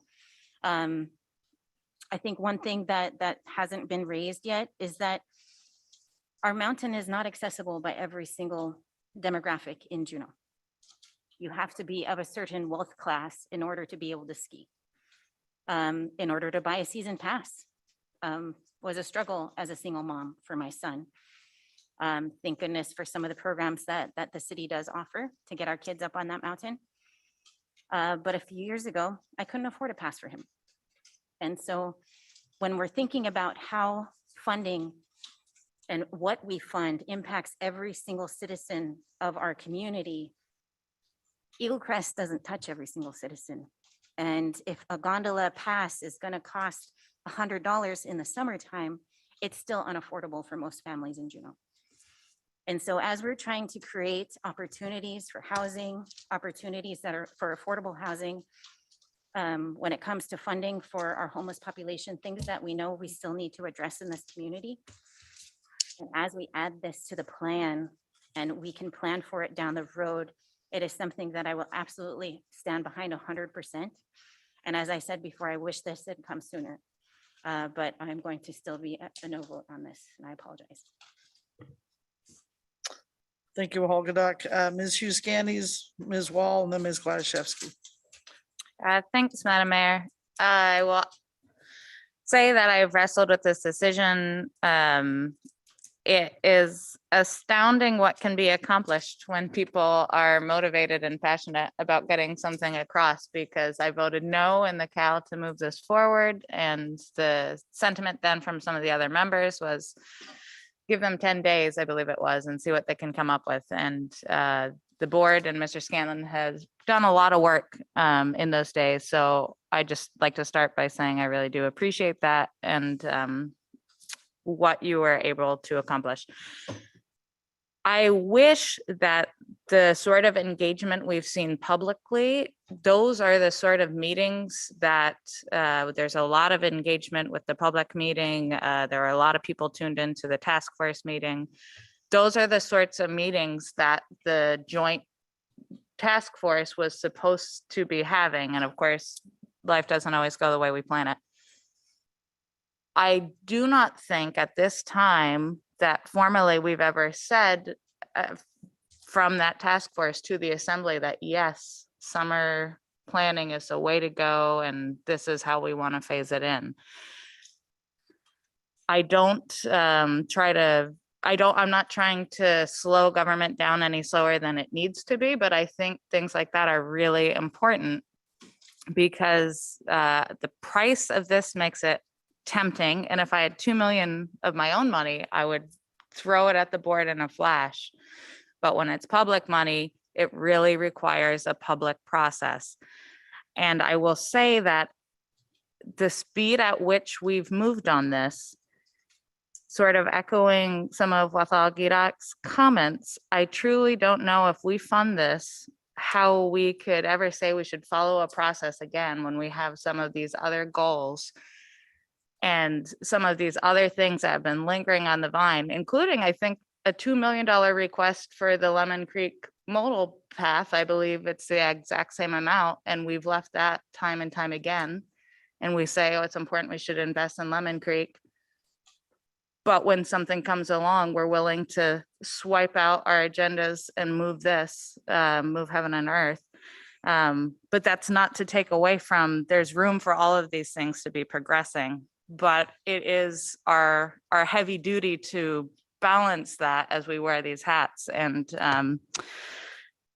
try to be more concise, but I will say that what everyone who sent us really thoughtful letters, really detailed letters, both for and against this ordinance, what they all agreed on was that long-term support of the assembly to Eagle Crest is important, that Eagle Crest is a community asset that we need to protect and support. And so I do sort of feel like this hasn't been a waste. This is, for me, I see the vision, and I hope that even though I cannot be a yes vote on this, I hope that this can carry us forward in that process. But the lack of information at this point, because there are so many moving pieces, the sense of urgency, which I think is not necessarily based on facts, or is just not good decision-making for the assembly. And I wish I had that in a prettier speech, but I really urge each one of us to think about the way that we've approached every other spending of public money of this amount of dollars, and ask if this is the right thing to do. So I'll be a no vote. Thank you, Ms. Hughes Candies. Ms. Wall. Thank you, Madam Mayor. I'll just echo some of Ms. Hughes Scandy's appreciation for Mr. Scanlon and for the board and for all the work that so many people have put into this. And I agree that no matter where this vote goes tonight, I really hope that if it's a no vote, that the momentum continues, because it's clear that the community and I think this assembly, recognizes the importance of Eagle Crest and supports a vision of summer expansion. I'm one who likes to take advantage of opportunities when they come up, but I believe strongly in you have to go slow to go fast. And I don't think that we have done the prep work to be able to make this type of big decision about at least $1.5 million fast. I don't know how many people spent last night looking through the finances, but I did, and they did not, leave me feeling confident that we yet have a plan that can help us meet our goals to keep Eagle Crest sustainable, to pay our people what they should be paid, and to take care of our aging infrastructure. I think it would be irresponsible of us to not think through the scenarios where we have a few bad winters, which I think is pretty realistic, or think through the scenarios where construction costs are a lot more expensive than our estimates. Those seem like realistic scenarios that we should be talking about before making this type of decision. So I'm going to be a no vote too, but again, depending on how this goes, definitely support continuing to plan and think about these options if we do not support this purchase tonight. Thank you, Ms. Wall. Ms. Glaszewski. Thank you, Madam Mayor. When I came in here this evening, I wasn't sure which way I was going to vote. This has been a really tough call. As everyone said, there's a lot of support for Eagle Crest, and the letters we got were on both sides, well considered, quite amazing. People dug into these scenarios, and including geotechnical engineering and everything. When we were working on this Eagle Crest Summer Task Force prior to the pandemic, the amount of money on the table was astonishing. 20, 30, 40, $50 million were the plans. And I just thought, where the city of Juneau is never going to come up with that money. There's no way citizens of Juneau are going to spend that kind of money on the Eagle Crest. So you were going to have a big pocketed partner. You were going to have to get somebody to invest tens of millions of dollars in this community. And that's a whole scenario that we are not good at, or, if it would make money, someone would come in and bring $20 million.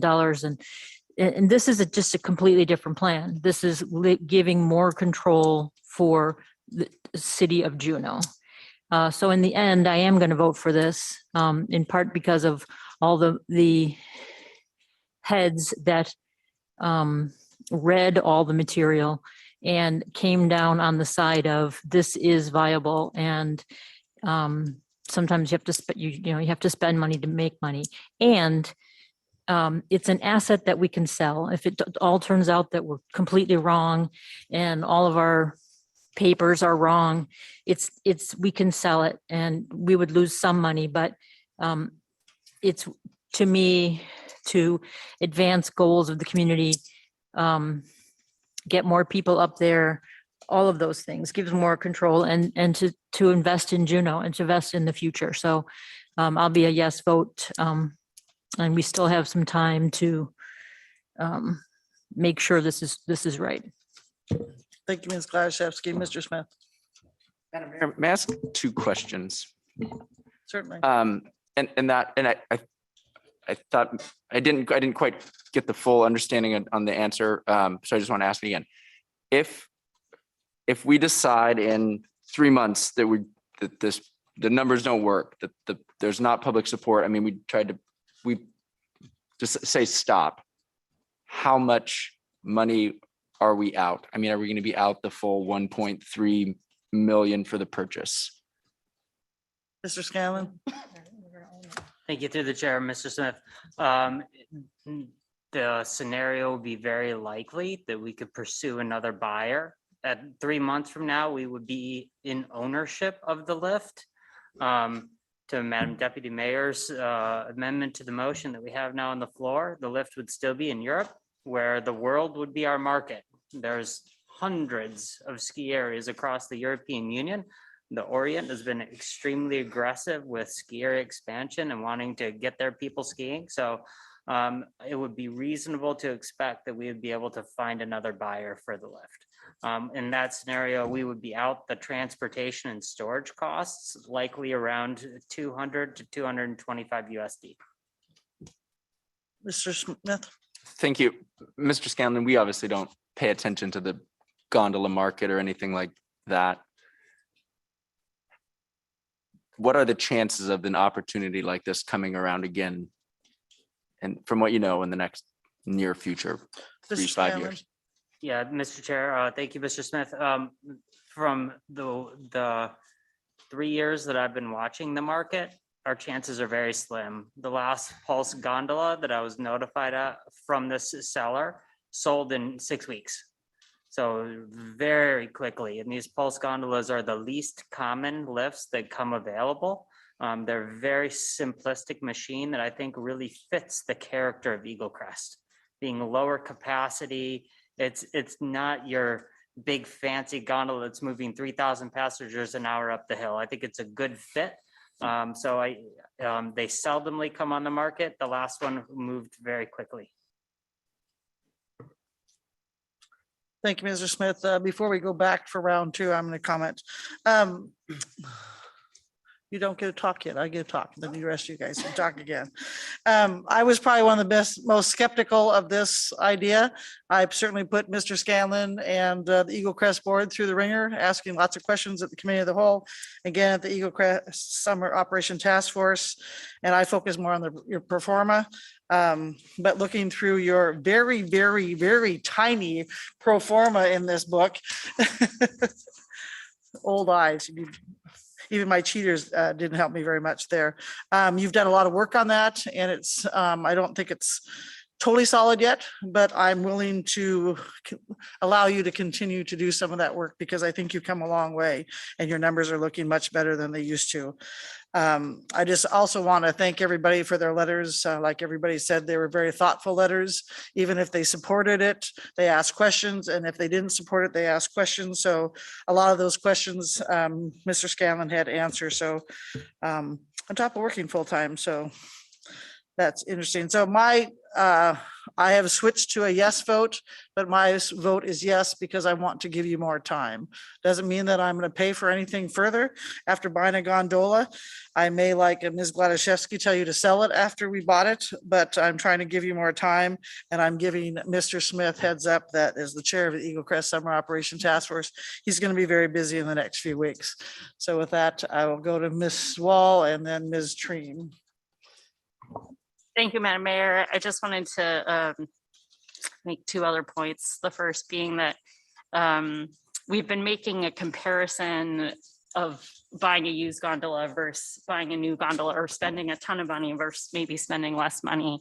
And I would just ask people to consider the fact that, I believe one of the major goals of the summer plans for Eagle Crest was to be able to afford replacing our aging infrastructure. And I'm pretty sure we can replace our aging infrastructure for a lot cheaper than we're going to be spending on this gondola. I had a second point and I forgot what it is. Come back to you, Ms. Dream, and then Mr. Bryson. Thank you, Madam Mayor. I wasn't trying to cut in front of you. I thought you were going to do your wrap up. I'm glad that I'm going at the end here because everybody else has spoken really eloquently and made a lot of points that I was going to make, including expressing gratitude to Mr. Scanlon and the board for the just immense amount of work they've done. Got an email from Mr. Scanlon at 7:30 on Sunday morning, so I could tell that he has put a lot of work into this. And for that reason, I want to echo what some other folks have said, that I really support working on this going forward. But I'm not a yes tonight for many of the reasons that have already been raised, so I won't go over those. But I do want to talk about the public process. I think this is the assembly saying yes to summer operations at Eagle Crest before we've had that conversation with the public. And I really hesitate about that. And I'm not hesitating about that because I don't think that there should be summer operations at Eagle Crest. I'm hesitating because I chaired a very long, very public process about tourism in this community with the VITF, and people have very, very strong feelings about this. I looked through the emails we got. I have no idea if people who gave spoken testimony to the VITF talked about Eagle Crest summer operations, because I don't have my notes from that far back, but there were a couple dozen people who mentioned that in their emails. And it's not just North Douglas residents who feel really strongly about this. So I don't think that we should be saying yes to a plan that relies on 75,000 visitors a summer, 1.5 million cruise ship visitors, without a really intensive engagement with the public who are going to be impacted by this, who want to use Eagle Crest in the summer and are going to see their use of Eagle Crest in the summer be very different.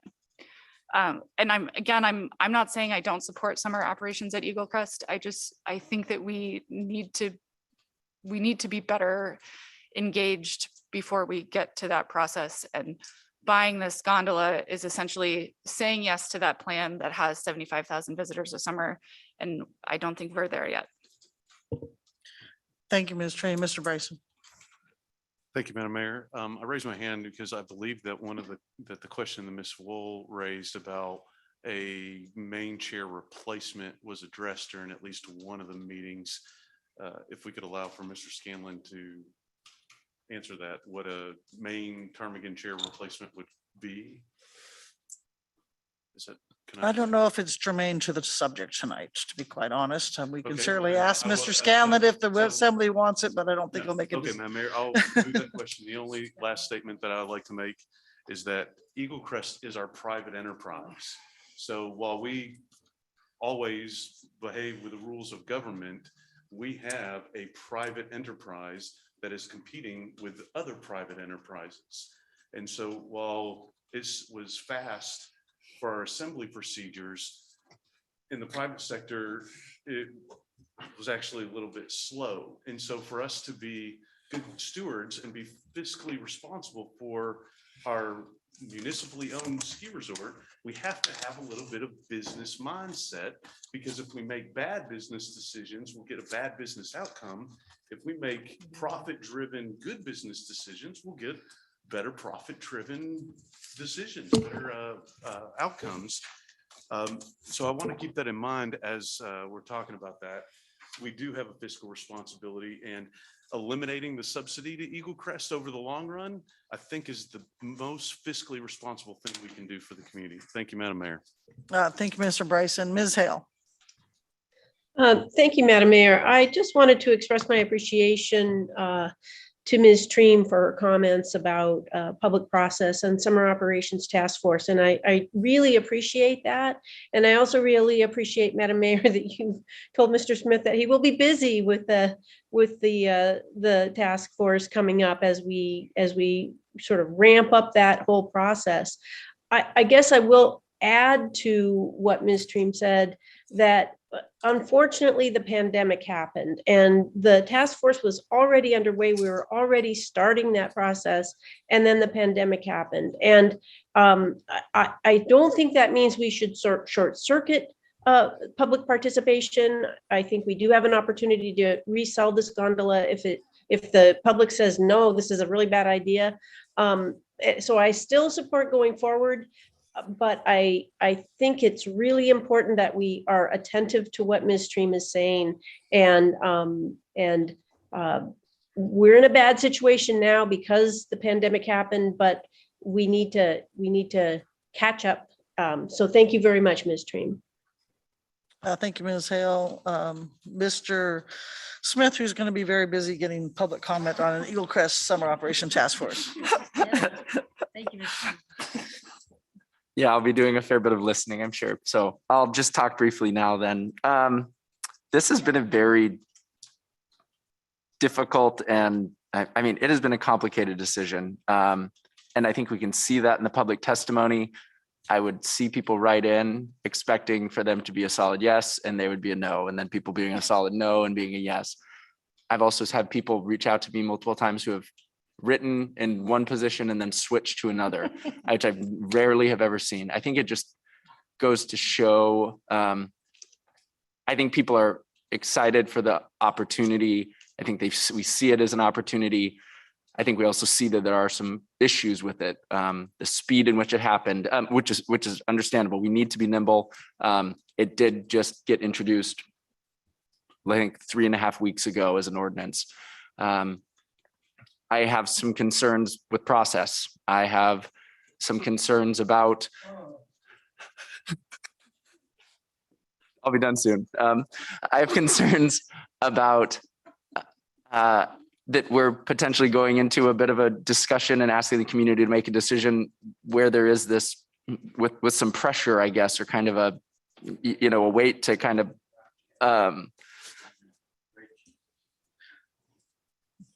Could we swap talking in the audience? Take your conversation outside, please. I have some, I have concerns about that are we going into a free and kind of open discussion and the direction from the community, or is there kind of pressure is there going to be pressure that's going to skew the outcome? I have concerns that if 1% is the way to go forward, that, what if the 1% fails? It doesn't just impact Eagle Crest, it impacts a lot of our other projects and facilities and programs that need funding. That being said, I believe this is an opportunity. I have faith in Mr. Scanlon. I believe that we will do the work to answer these questions, and I will do the work to try to get that sense from the community that this is the way forward. And if we get that sense that this is not the way forward, well, Mr. Palmer will be going to Croatia and selling a gondola. So with that, a little bit of a leap of faith. I'm going to support moving it forward. Still plenty more work to be done, still more decisions to be made. But I think we could come to regret passing up this opportunity if we don't continue to at least keep working on it. So I will be in support of the ordinance tonight. Thank you. Thank you, Mr. Smith. Ms. Hughes Candies. Thank you, Madam Mayor. I will keep it very brief in the way that random thoughts pop back into our heads after we're done talking. Enough people wrote in public comment via email that I do feel like it is worth putting into the public comment written or spoken here tonight, that I hate to compare city assets because we can't, that's not the best way to, you know, if A didn't get this, then we're not going to give it to B, because obviously it's a dynamic thing and we have a lot of different assets as a city. But I do want to point out that several members of the community wrote as to the Augustus Brown Pool renovations and the amount of times that that's been voted on, and it's an asset we have now. And I just want to keep in the back of our minds, the front of our minds, as it seems like, as I count it, it seems like we are taking this leap of faith, that it's very important for us to take care of the assets that we do have rather than to continue to acquire new assets. So I'll leave it there. Okay, any further comment by anybody? Seeing none, like I said, I'm just voting yes to give them more time, but I'm also seeing that the summer operations needs that time too. So we're just talking about the gondola today, they have a few months to get public support and to make a business case for summer operations. And that's why I'm voting yes for the gondola, because I think that gives them their time. But with that, we have a motion and we have objection. Madam Clerk, will you call roll? Thank you, Madam Mayor. So for the passage of ordinance 2021-08B as amended, Z as amended. Wallach-Doc. No. Mr. Bryson, Yes. Ms. Hale, Yes. Ms. Hughes Candies, No. Mr. Smith, Yes. Ms. Treem, No. Ms. Wall, No. Ms. Gladysevsky, Yes. and Mayor Weldon. Yes. Motion carries 5 yeas, 4 nays. All right, with that, let's take a break and we'll come back at 10 minutes, whenever that is. 9:13. Oh, brother. No,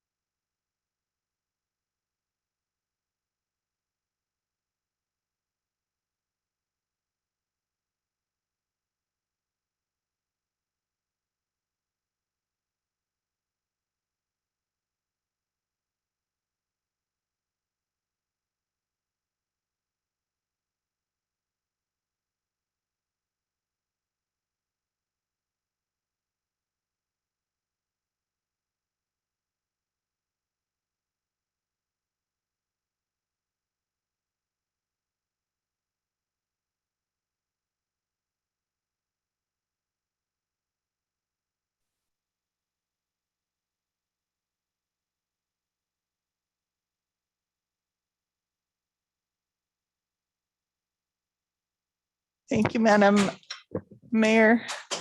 We do have Ms. Hale still with us and Mr. Smith.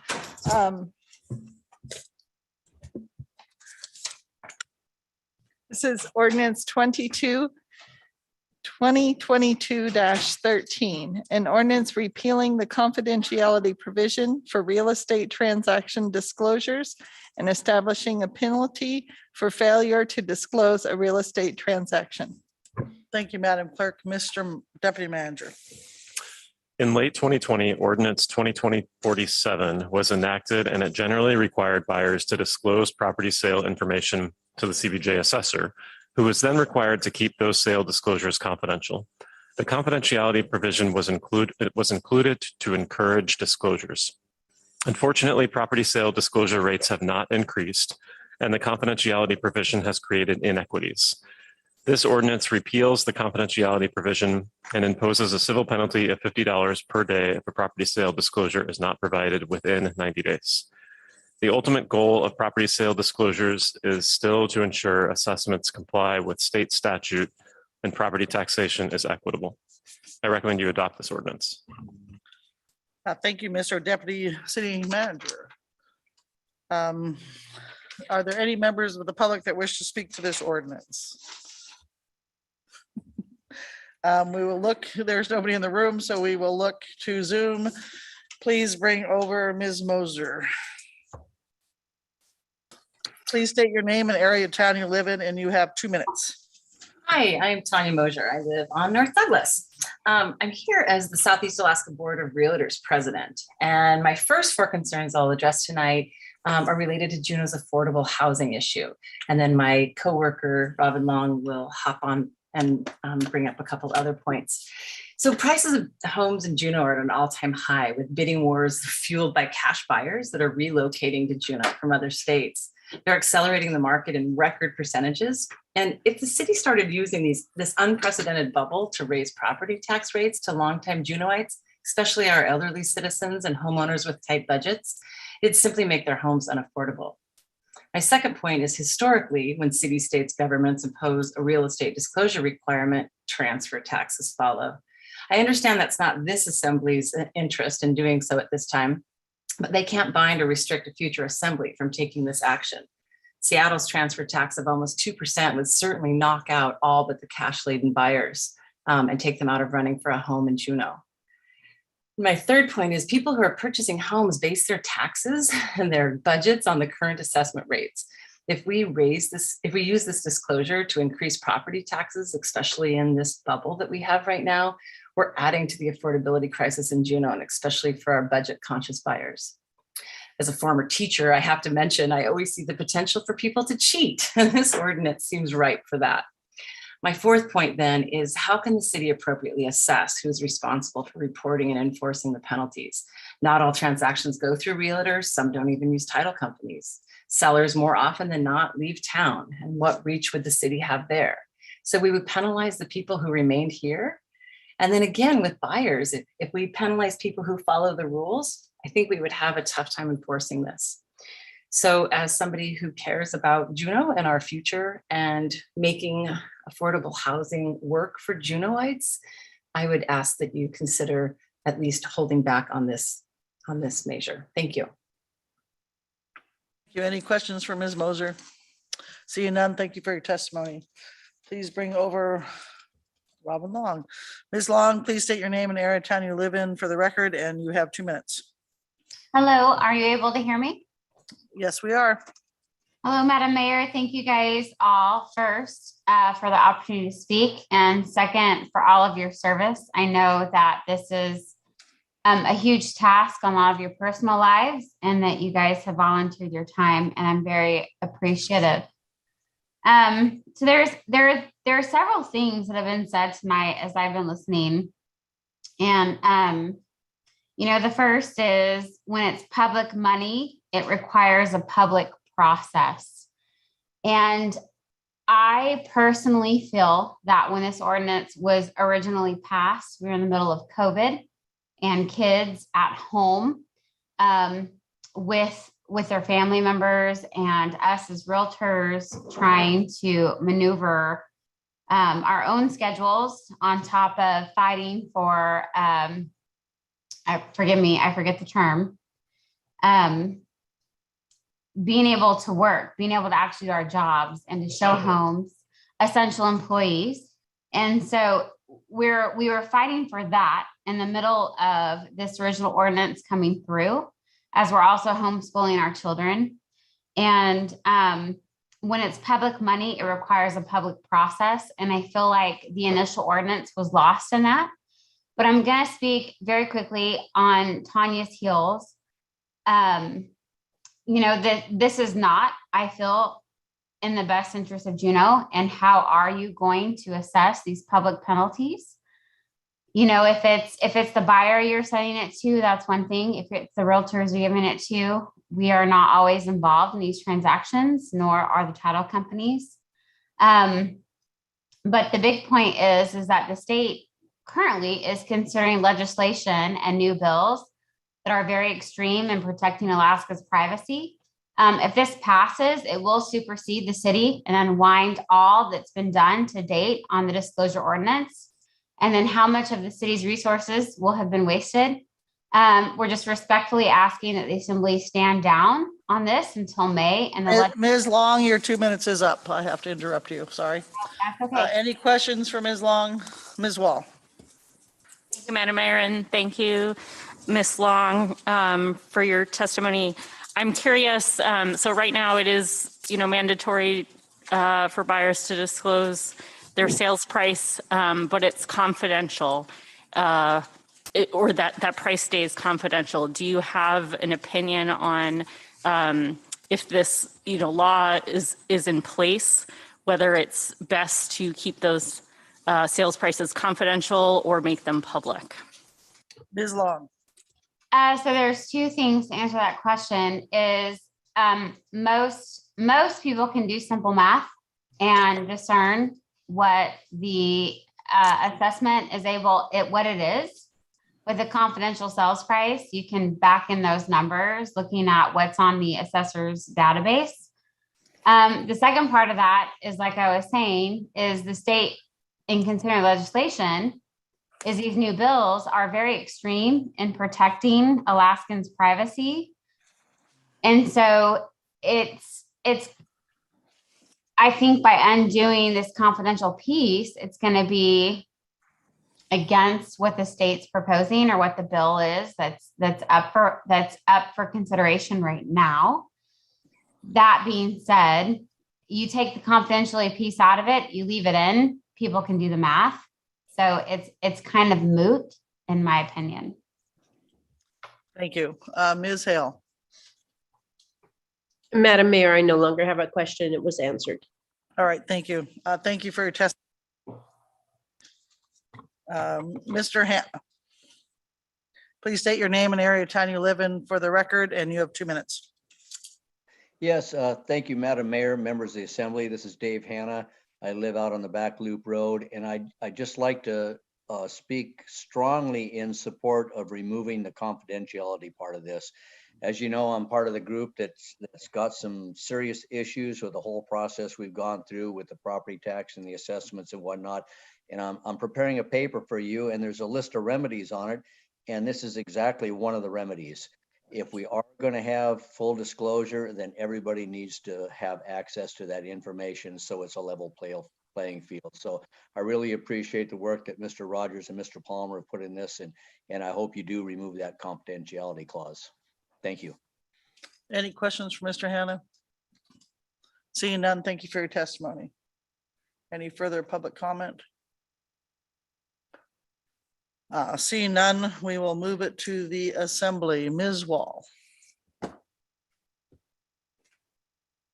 Oh, excuse me. Well, Ms. Hale. I'm looking at your blank chair. Thank you, Madam Mayor. It would have been fine, but I will go ahead and make a motion. I move Ordinance 2022-13, an ordinance repealing the confidentiality provision for real estate transactions, and I ask for unanimous consent. Any objection? Mr. Smith?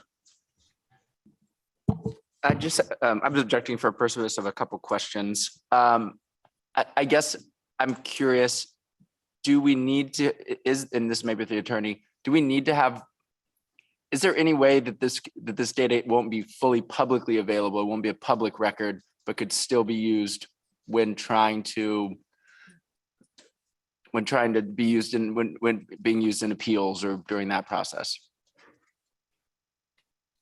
Who's taking that one? Mr. Palmer. You want me to start and you can finish? I was pausing there, trying to fully digest this to try to see if there's some other angle here that I'm not recognizing. So if I answer this incompletely, let me know, or am I completely off?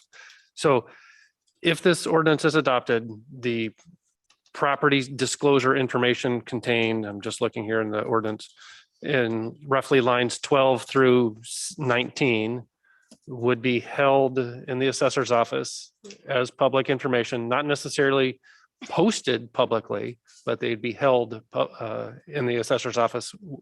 And so if somebody ultimately made a Public Records Act request or made an appeal, that information would be provided to those people.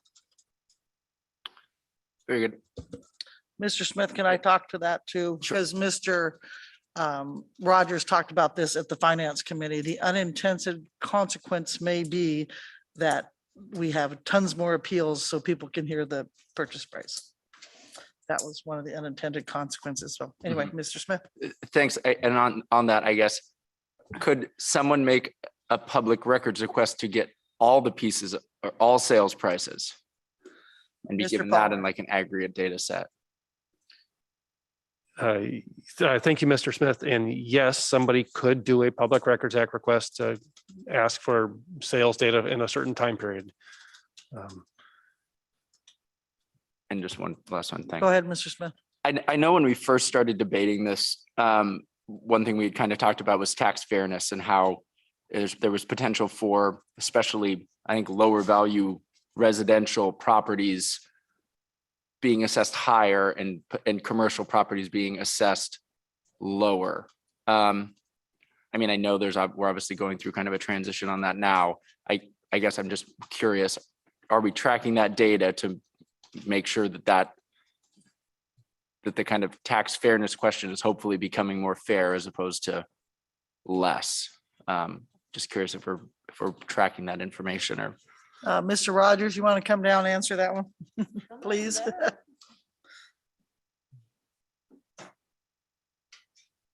Thank you, Madam Mayor. I don't know that I have the data now or that we have the data at all about of the disclosures, for example, that have been required in the last year, which are higher dollar value properties and which are lower. Obviously, fewer higher dollar values properties transact, period, and more lower value properties transact generally. So we get a larger number of disclosures for lower value properties simply because there are more of them. I'm not sure, Madam Mayor, how to answer the latter part of Mr. Smith's question. Maybe try again or ask for follow-up. Mr. Smith, you have a different way of wording it? no, that's fine, Madam Mayor. Satisfied. Thanks. Any further questions, Mr. Bryson? Madam Mayor, I have an amendment. All right, go ahead. I've mentioned this before. I would like to add into section 2, the amendment of section. It's on page 74 of 133 is where I'm looking.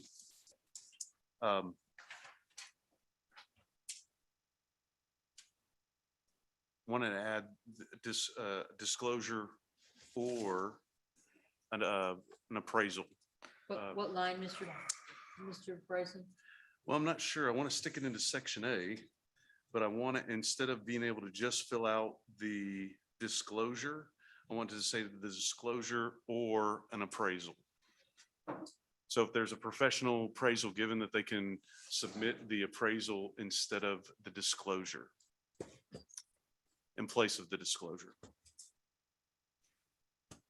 May I speak to that, Madam Mayor? Certainly. So an appraisal has almost this exact information, but a little bit more accurate. The appraisal will also include market analysis and do some of the assessor's homework for them. The appraisal will include what the property is valued up to, and it will generally include the purchase price of it. So it includes all of this information and then some, even a little bit more than what would be given on the disclosure, but it takes the personal component out of it. I'm literally one of the people that they're talking about. How many of you would look me in the eye and say, wait, how much you pay for it? Or would you allow me, wait, could you let us take a look at your appraisal?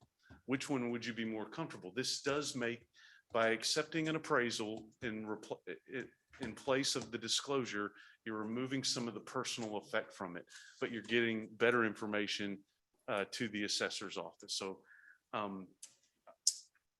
probably should ask Mr. Palmer to give me some really good wording to stick into section 2, but essentially you can either turn in the disclosure, which is a form that the assessor's office gives, or a professional third-party appraisal, which I believe will solve a couple of the issues that we're running into. Thank you, Madam Mayor. Thank you, Mr. Bryson. You have a spot, Mr. Palmer? Draft on the fly. Madam Mayor, with all due respect, I think if this amendment needs to be considered, we need to work on this more than tonight. It's a little bit more complicated than just asking for an appraisal. I agree. Madam Mayor, I'm going to remove my amendment and I will work with the attorney offline. And if it's something that I can make palatable enough, I'll bring it back to the assembly at a more appropriate time, Madam Mayor. Okay, thank you, Mr. Bryson. Ms. Kladashevsky, do you? No, I was, nope. Now that that has happened, I don't have anything to say. All right, Ms. Hughes-Candies. Thanks, Madam Mayor. 2 questions, I guess. One, well, I guess if we're not going to address the amendment tonight, then that strikes one of the questions. However, we did look at this in the Finance Committee, and I believe, am I wrong? Would I have to read the manager's report? I believe we already looked at this in the Finance Committee, which to me would be the time to do an amendment. And I, in general, of course, love to give everybody time to fix things because I don't want people to feel rushed. I say that just because for me personally, I feel like this is a concept that we've looked at a fair bit, and I am trying to hold myself to being better at making decisions on the night, given that we have a limited number of meetings. So I would prefer to deal with this tonight.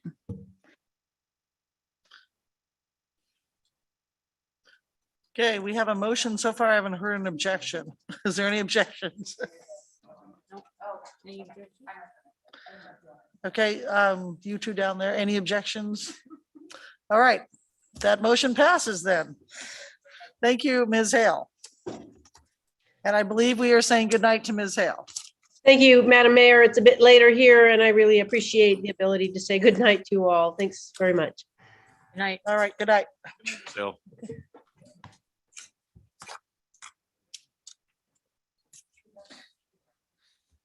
All right, that brings us to item F. Madam Clerk. Introduced already. You must have. I don't know why we're doing this here. Thank you, Madam Mayor. This is ordinance 2022-04. An ordinance amending the parking requirement. I think I had my microphone off during part of that. Do you want to try again? Yes, please. An ordinance amending the parking requirements of the land use code. Thank you, Madam Clerk. Mr. Deputy Manager. This ordinance would repeal and replace large portions of the parking regulations in the CBJ. Notably, the existing parking districts would change and the proposed downtown parking district would no longer have parking requirements. Additionally, this ordinance expands the applicability of parking waivers and fee in lieu for most parking requirements. I recommend that the Assembly refer this ordinance and the next one to the Committee of the Whole for consideration of Assemblymember Bryson's map amendment. Thank you, Mr. Deputy Manager. Was this already introduced? Okay, thank you. Is there any member of the public that wishes to speak to this ordinance? Seeing none, we'll bring it back to the assembly. Ms. Wall. Thank you, Madam Mayor. I move the Assembly refer ordinance 2022-04, an ordinance amending the parking requirements of the land use code to the committee of the whole, and I ask for unanimous consent. Any objection? Ms. No, Glasgow. no objection, but shouldn't this have been done when it got introduced? Isn't it a weird time to move this to a committee? Or did we just forget? Or I just wondered what happened. That's okay, never mind if you Palmer. don't remember.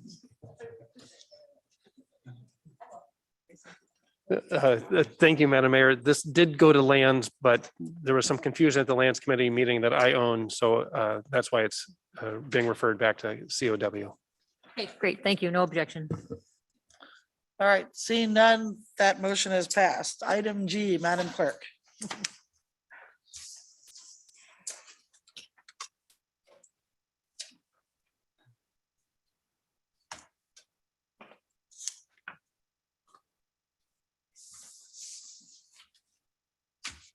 Thank you, Madam Mayor. This is ordinance 2022-11, an ordinance amending the street vending requirements of Title 62 regarding parking. Thank you, Madam Clerk. Mr. Deputy Manager. The CDJ regulates street vending to specific parking districts with a permit. This is a companion ordinance to the parking ordinance to keep the parking district names consistent. If the new parking district maps are adopted in ordinance 2022-04, then this ordinance would amend the street vending opportunities to be consistent with the new parking districts. I recommend you refer this ordinance to the committee of the whole for consideration of Assemblymember Bryson's map amendment to ordinance 2022-04. Thank you, Mr. Deputy Manager. Any public wish to speak to this ordinance? Seeing none, we'll move it to the assembly. Mr. Smith. Thank you, Madam Mayor. I move that the Assembly refer ordinance 2211, excuse me, to the Committee of the Whole for consideration and ask for unanimous consent. Any objection? Seeing none, that motion passes.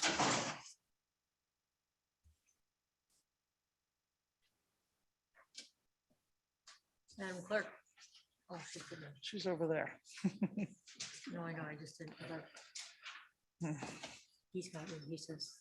Oh, Mr. Palmer, Would you like item H? item H. Ordinance 2022-10, an ordinance amending the land use code regarding marijuana establishment requirements. Are you reading that one or is Mr. Deputy Manager? Okay, Mr. Deputy Manager. This ordinance would remove the 5-year conditional use permit review and insert a marijuana establishment abandonment provision. The five-year review requirement has not resulted in any substantive revisions to existing conditional use permits, and repealing it would ease a unique burden imposed on marijuana businesses. I recommend you adopt this ordinance. Thank you, Mr. Deputy Manager. Any member of the public wish to speak to this ordinance? Do you have to do anything on this one? All right, with that, we'll bring it back to the assembly. Ms. Glaszewski. Thank you, Madam Mayor. I would move ordinance 2022-10 and ask for unanimous consent. Any objection? Seeing none, that motion passes. Item A, Madam Clerk. Thank you, Madam Mayor. This is public testimony to be taken on ordinance 2022-12.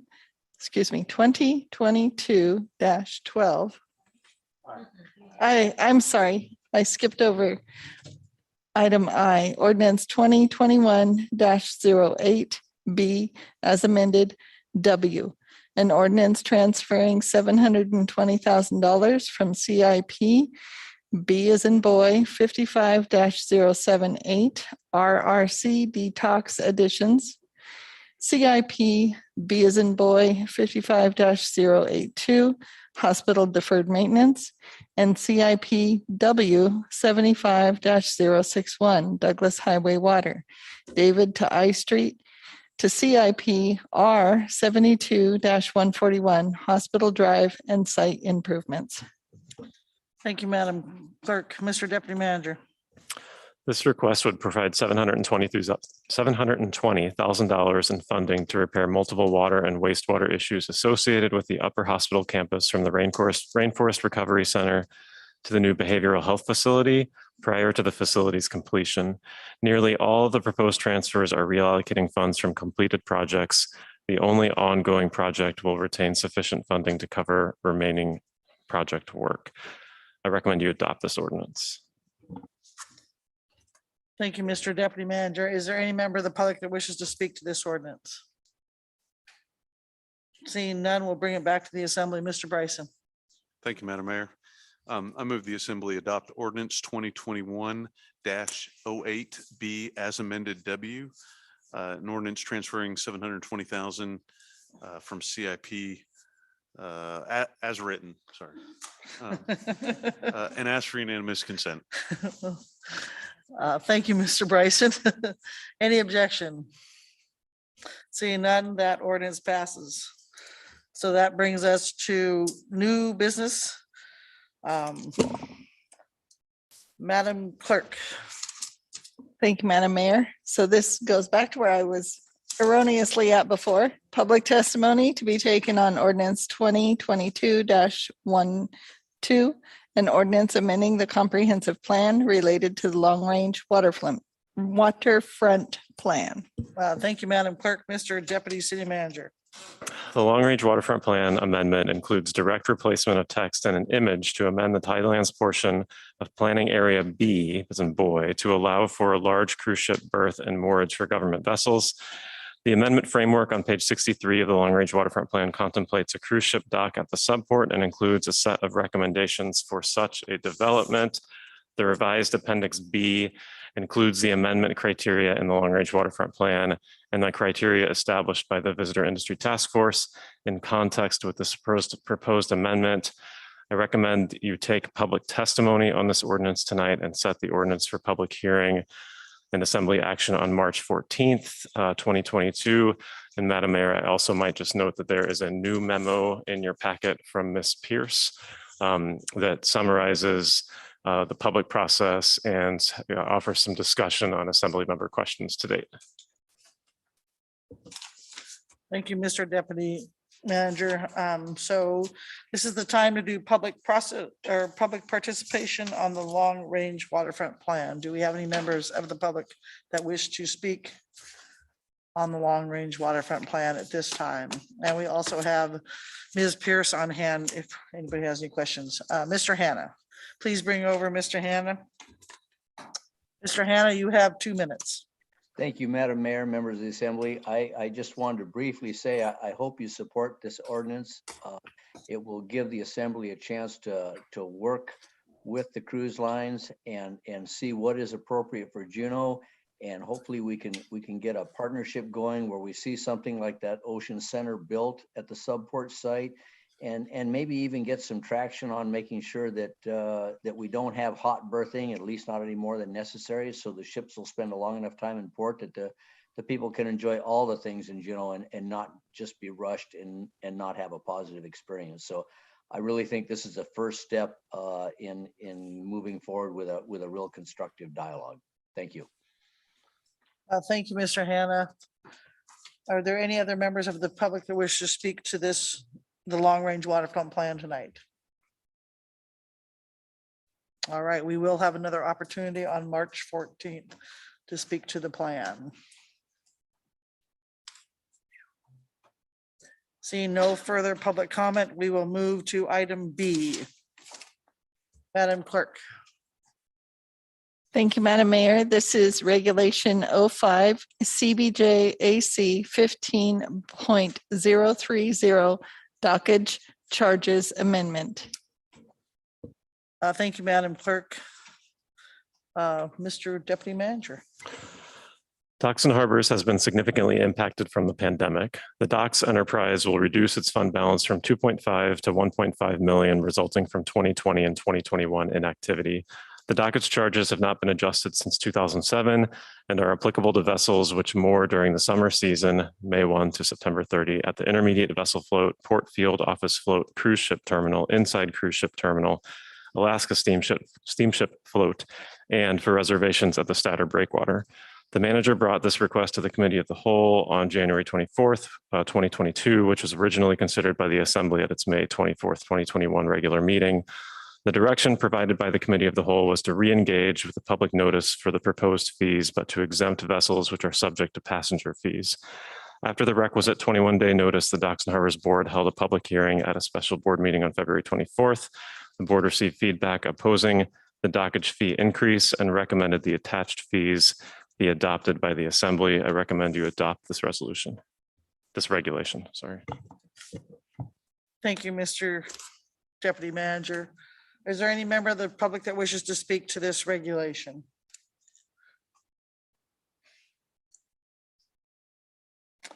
Seeing none, we do have Mr. Creswell and Mr. Etheridge here if we have any questions.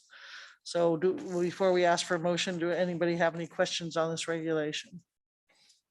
Ms. Glaszewski. Yes, just to be clear, so when we heard this in May about a year ago, there were two pieces to it. Basically large, some that applied to large vessels and some that applied to smaller. I certainly agreed at the time that there wasn't enough process and we needed to go do some of that, which happened on one side, but hasn't yet happened on the other side. What is the schedule for the big ships? I want to make sure that's going. It's already been almost a year. So what's the plan for that? Do we still have Ms. Pierce on? Yes, we do. Ms. Pierce, We bring her. please bring over Ms. Pierce. Looks like we're going to make her answer it.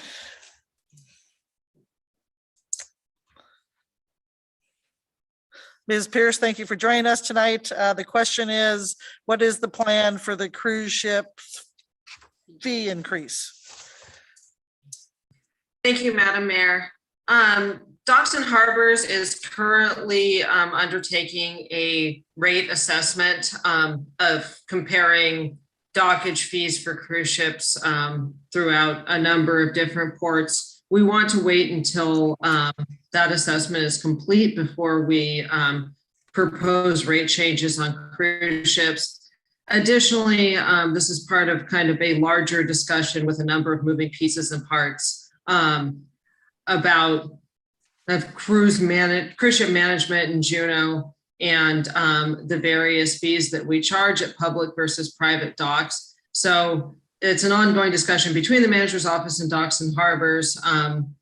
And I think we have a general path forward, but we don't have a specific path forward. And I would like to, or I believe it's prudent to wait until the study is completed and we're a little bit more ready to have that discussion. Thank you, Ms. Pierce. Do you have a follow-up? Follow-up is how long is this study going to take? Ms. Pierce. Or Ms. Thank you, Madam Mayor. I would actually defer to my friends at Docks and Harbors on that. Docks and I don't Harbors. have an answer. Mr. Etheridge is coming up to answer that. And I don't want to get big in the weeds. I just want to make sure that's moving and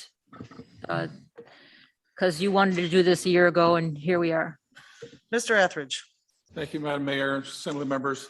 We're in the process of it and we hope to have it completed sometime about June with that is the rate study that's coming out. We're getting monthly reports back from the contractor that's doing the rate study for us so that we can keep track of where we're at. All right, thank you. Any further questions? All right, seeing none, we'll bring it back to the Assembly. Ms. Hughes-Gandies.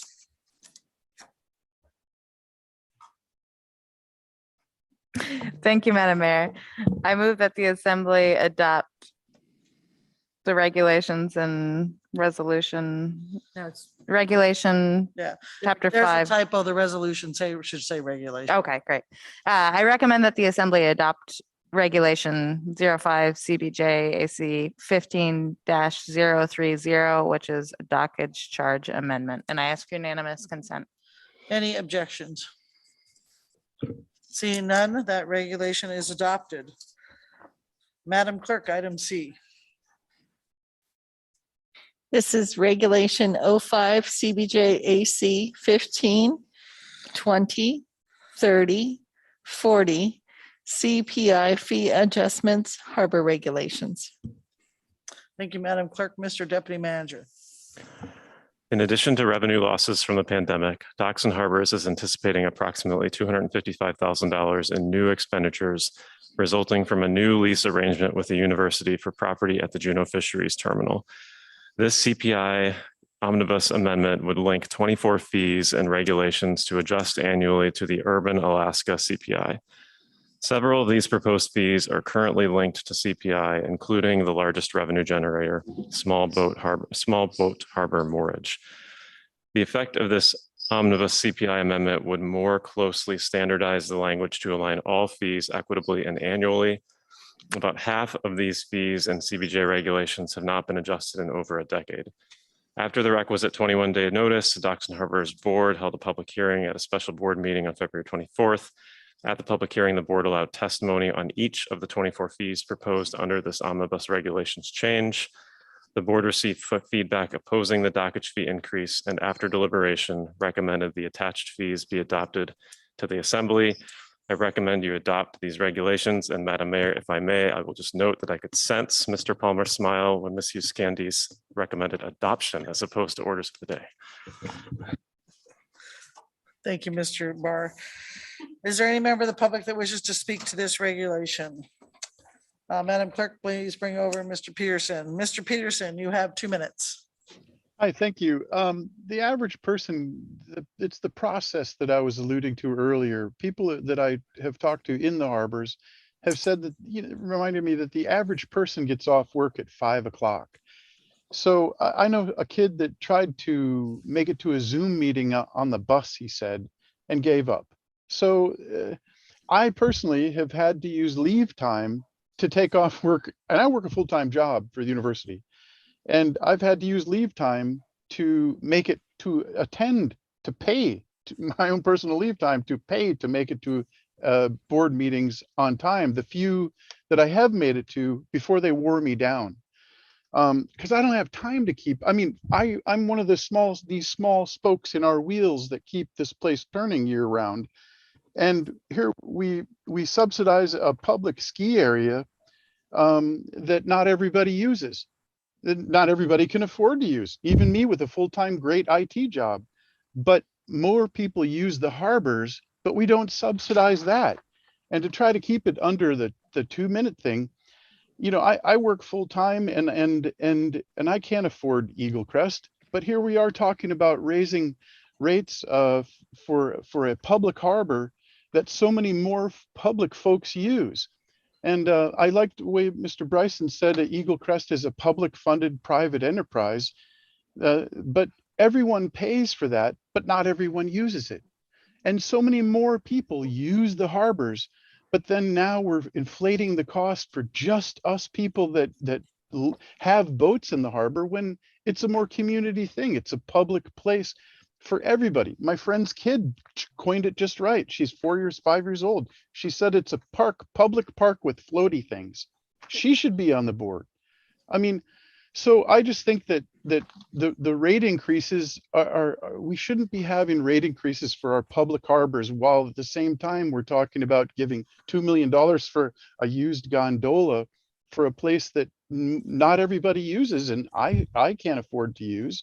And I think that I'm as one of the little spokes in our wheels that keep things turning, I'm barely keeping my life afloat at the prices that we pay right now. And I work a very full-time job plus part-time work.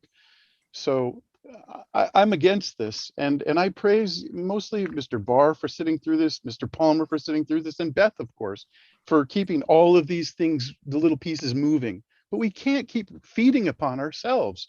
What's the next thing?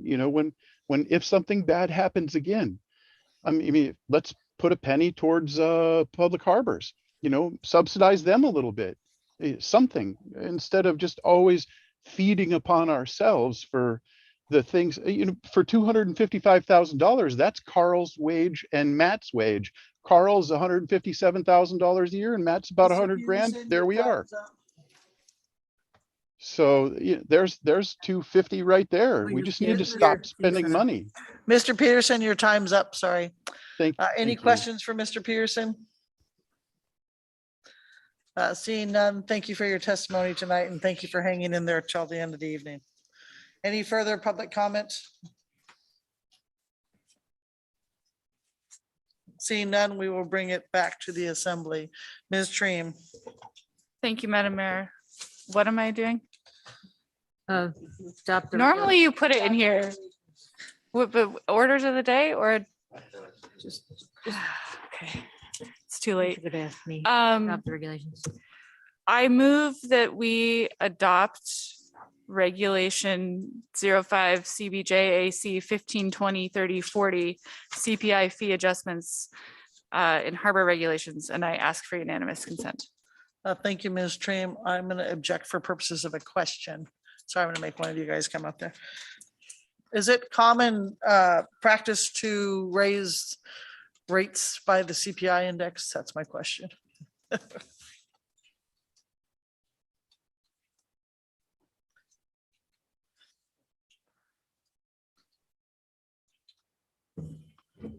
Thank you, Madam Mayor.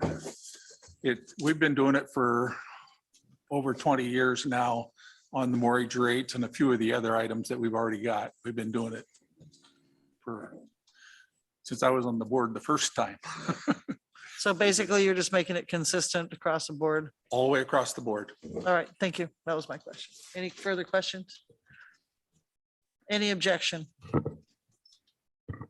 Seeing none, that regulation passes. And thank you to Mr. Creswell and Mr. Etheridge for hanging in till the end of the evening for that. So before we move on, should we take a break? I'm seeing at least one yes, so that means we're taking a break. Let's just come back at 5 after.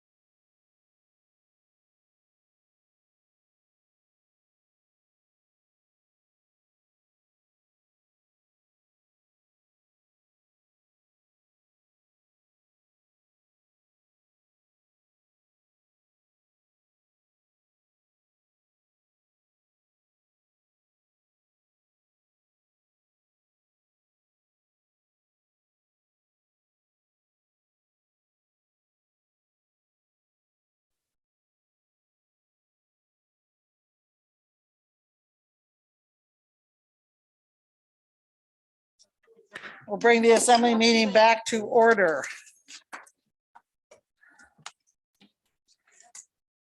Any staff reports? No staff reports, Madam Mayor. Okay, we'll move to assembly reports, and quite honestly, I didn't think we would have time for assembly reports. So I don't have much for the mayor's report, other than was lovely talking to Senator Murkowski when she was in town. Also enjoyed going to Alaska Municipal League. And just wanted to congratulate Core Alaska Kensington Mine on their final record of decision from the U.S. Forest Service to extend its mine operations. And just let the public know, as of March 11th, the CDD Permit Operations Center will be back open 5 days a week, Monday through Friday from 8 a.m. to 4:30 p.m. And that's all I have. So we're going to go into the middle of the group. Ms. Wall. Committee reports first? Oh, sorry, committee reports. Darn it, Ms. Gladysevsky. Okay, well, the Committee of the Whole met on February 14th. Happy Valentine's Day it was. We talked about hazard mapping, dock electrification. We talked about the gondola and the rules of procedure. And we are meeting next Monday in this room. Thanks very much, Madam Mayor. Thank you, Ms. Gladysevsky. Ms. Dream. Thank you, Madam Mayor. The Finance Committee has not met since the last regular assembly meeting. We are meeting on Wednesday. That will be our last regular meeting before we enter into the budget cycle. We also have a special meeting on Saturday, March 12th at 9 o'clock. He's not here, so I'll throw him under the bus. That was Mr. Watt's idea. You can thank him for that Saturday Finance Committee meeting. Thank you, Ms. Dream and Mr. Watt.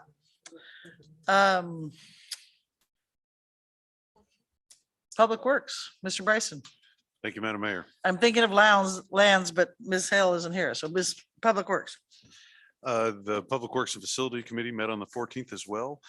We discussed the two selections of City Hall, and we discussed 5.5 million for deferred maintenance. And we needed a nod from the Assembly. There is a erosion mitigation project, stabilization project on River Court Way. CBJ owns property there and would like to participate in the neighborhood's erosion mitigation strategy project. The city is not taking point, so it's just the neighborhood project. But the city has property there, and they want an approval for $80,000 to participate, and that $80,000 will come from an existing CIP. The Mendenhall River is slightly eroding part of River Court Way. There's a house the fence has already started to fall into the river. We have a piece of property near there that part of a drainage is sticking out. And at Public Works, they felt it was in our best interest to maintain that property and participate in this. And with I think she was wanting a note of approval tonight at the. She is Ms. Kester? Oh, I'm sorry. Director Kester was hoping that we could get a nod of approval to participate in this bank stabilization project. Well, I see her on, so let's drag her over and let her answer a couple questions.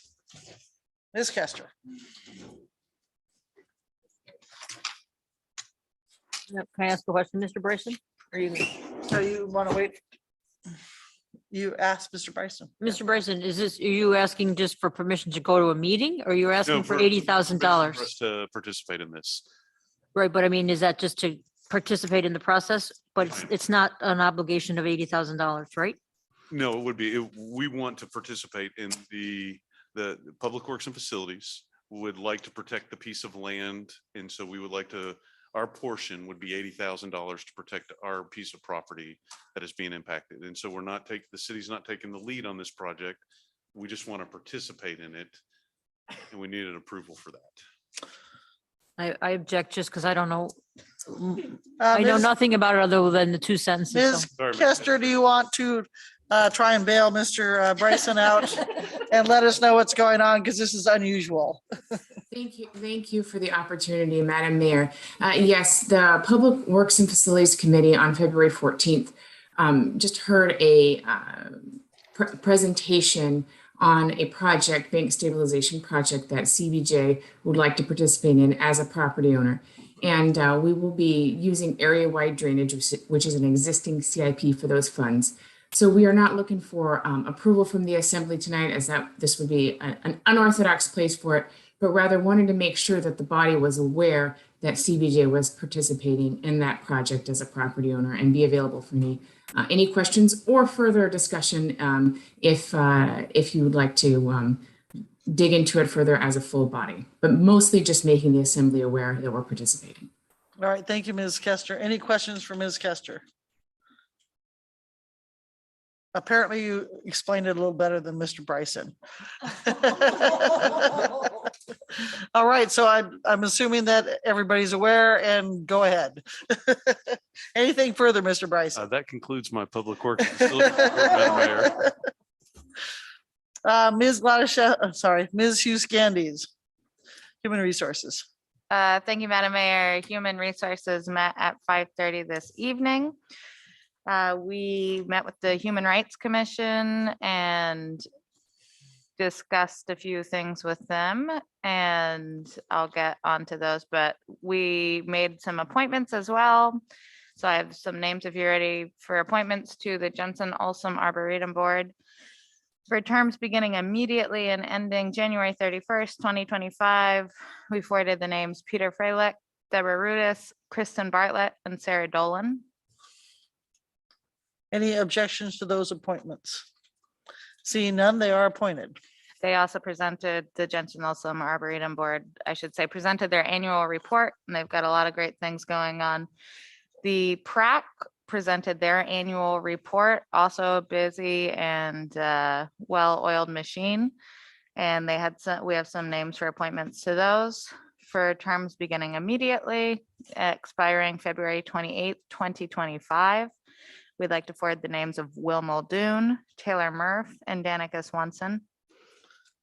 Any objection to those appointments? Seeing none, they are appointed. And we also would like to forward some names for appointments to the Personnel Board. For the management seats, the name of Kenneth Sutherland and Nancy Such for terms beginning immediately and going through January 2025. And for the general public seat, the name Mila Cosgrove going through January 2024. Any objection to those appointments? Seeing none, they are appointed, and welcome back, Ms. Cosgrove. Yes, we forwarded a resolution reestablishing the local emergency planning committee, which was taken care of with our consent agenda tonight. And finally, the committee passed motions of support for me to work with you on resolutions honoring Rosalie Walker and a resolution welcoming refugees from Afghanistan, because we learned a little bit about that process from the Human Rights Commission, and we will be, it sounds like we're getting at least 2 families. Thank you. I look forward to working with you on those. That concludes your report. That concludes my report. Okay, so then we can go to the Eagle Crest Summer Operations Task Force, Mr. Smith. Thank you, Madam Mayor. Let's see, the Eagle Crest Summer Operations Task Force has met twice since our last meeting. Main focus has been to get information and ask questions on the gondola. Also, the Eagle Crest Board met February 3rd and then had a special meeting. Don't have the date, sorry about that. They're meeting again on this Thursday, March 3rd. The Juneau Commission on Housing and Homelessness met to wait, are we doing our, we're just doing those committees? We're just doing our city committees. Very good. That's all I had for those. Thank you. All right, Ms. Hughes Candies, do you have anything to report on the BRH and Assembly Joint Committee? Thanks for the reminder, Madam Mayor. We met at some point in the past and discussed the purchase of the family practice building and the general consensus of the, I'm getting funny looks from my committee members. I might be crossing my wires. I don't have the notes on that one, unfortunately, but we met and discussed a specific property purchase. And I believe the outcome was that we gave a thumbs up to, this is a joint Bartlett and some.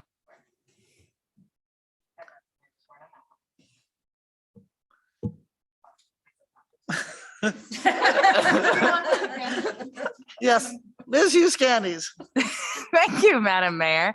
The joint meeting, the joint committee between the Bartlett Board and the Assembly met, and we discussed acquiring, the hospital acquiring a specific property, and that was the only thing on the agenda, and the outcome was a thumbs up from the Assembly members on that. Obviously, it will need to go through more process, but the Bartlett, it was coming to the Bartlett Board for a vote, and I think that possibly already happened, but I don't know, so don't quote me on that. All right, thank you, Ms. Hughes Candies. All right, now liaison reports, assembly comments and questions. Ms. Wall, since you never get to start. we Thank start you, at Madam the Mayor. back. I was just about to say, never tell the mayor that you don't get called on first, because then you get called on first. The Systemic Racism Review Committee has met twice since our last meeting. They reviewed the legislation that we introduced at our last meeting, immediately following that meeting, and the results of the review were in your packets tonight.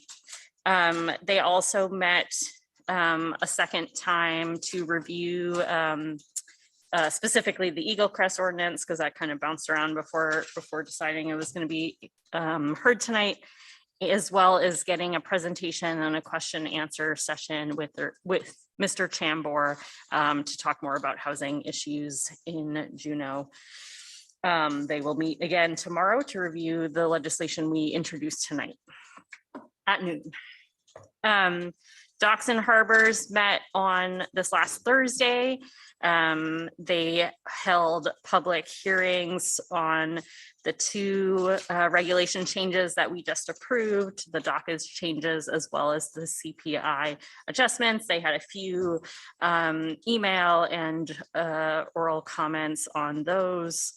They also got an update on the rate study that we also talked about a little bit tonight. So they are kind of regularly following that process with their contractor to kind of learn more about how that's going. And then they got an update on the Angela K, which is the fishing vessel that sunk in Statter during that last big storm we had in early February. It is in 100 feet of water, and they are still trying to figure out what they want to do about it, whether it makes sense to raise it or what, but they were able to get an underwater autonomous vehicle to go down and check out what's going down on the bottom of the harbor there. That is, oh, I wanted to say one thing, just to follow up on Ms. Hughes Candy's comments about Afghan refugees who are coming to Juneau.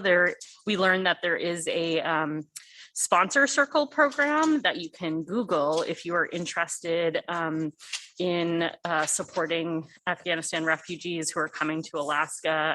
It sounds like the system they have is you bring in a few families as a sponsor circle, raise a little bit money, go through some training, and that allows you to kind of be the welcoming group that would support the families that are looking for places to stay.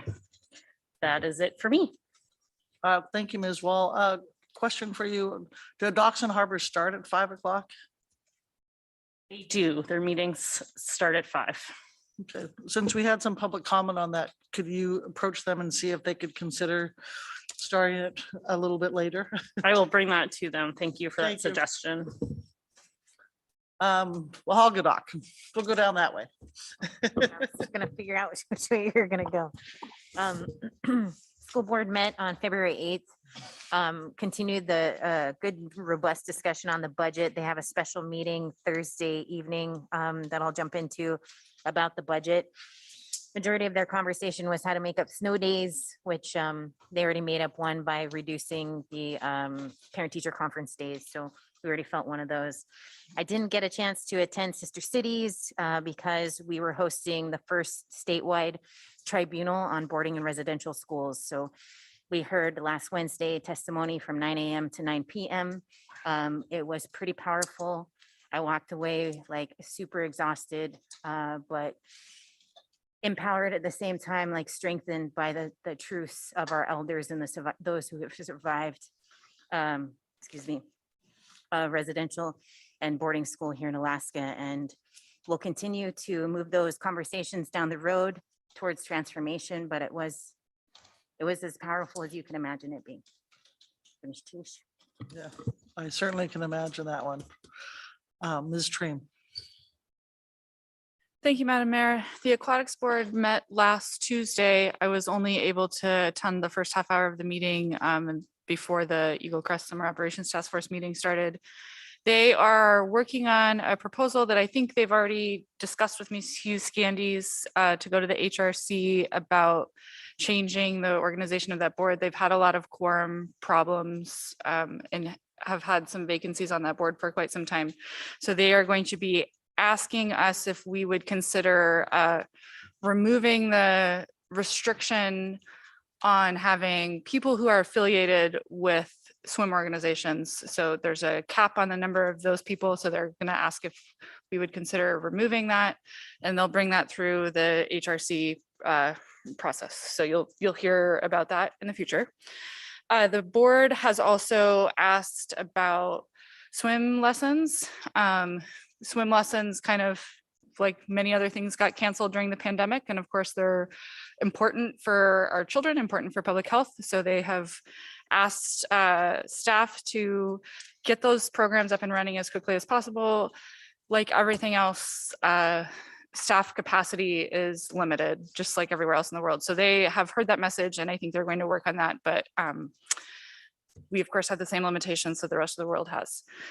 I also got to briefly speak with Senator Murkowski last week. She said she was a big fan of Eagle Crest, so maybe we should hit her up for the installation money. This is the only topic I've talked about for the last 2 weeks. And I also was really honored to attend a poetry reading by Nami Erickson's students at Juneau Youth Services. It was just a fantastic hour of poetry by young teens who were incredibly brave and incredibly talented. I could not believe what some of them had written. So I was very excited to do that. It was one of the best kind of assembly related duties I've done in a very long time. And that's my report. Thank you, Ms. Treem. I attended that also. The poems were very moving, and the support that they gave each other was just impressive. Anyway, Ms. Hughes Scandies. Thank you, Madam Mayor. The Planning Commission met on February 8th and discussed a subdivision of lots. The Chocat subdivision phase 2 was discussed.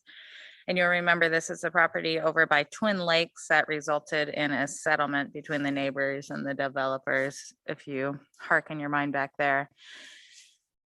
Somewhat around a secondary access. The manager informed us a couple weeks ago about an indemnification issue that we're having with DOT, and this is one of those situations where that may come into play. So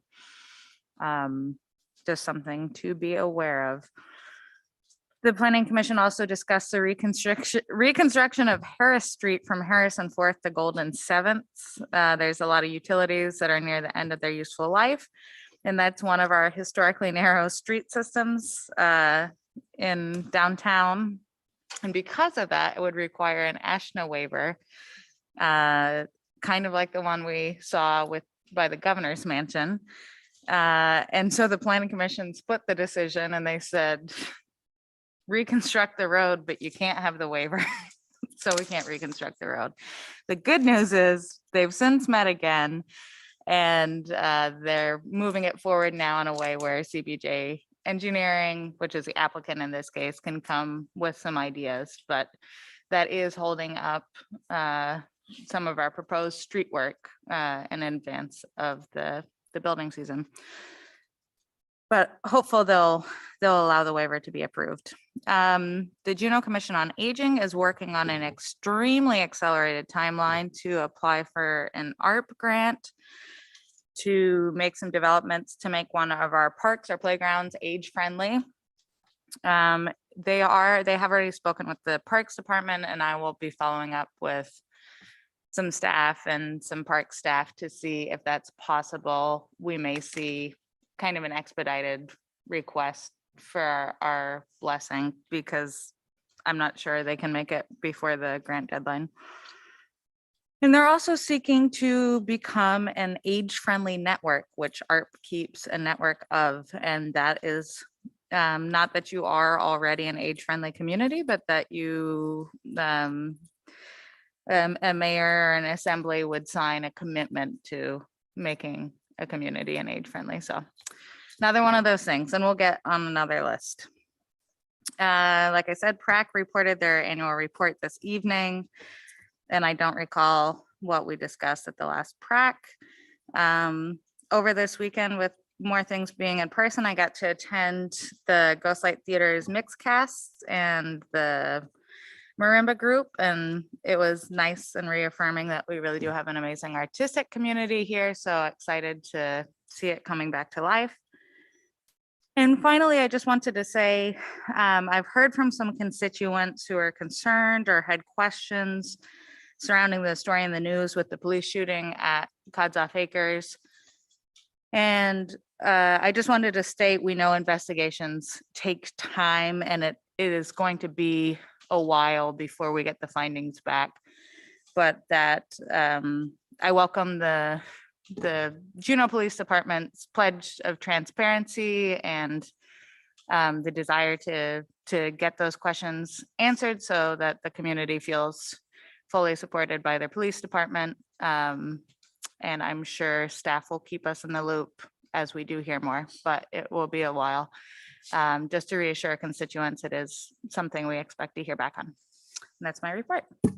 Thank you, Ms. Hughes Candies. Mr. Bryson. Oh, sorry, Ms. Treem forgot something.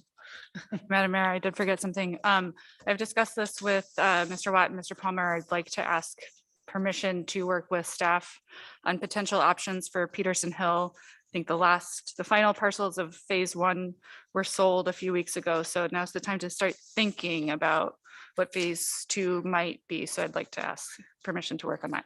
Any objections? Seeing none, you have a new assignment and Wahog Gadok, do you want to work with her on that?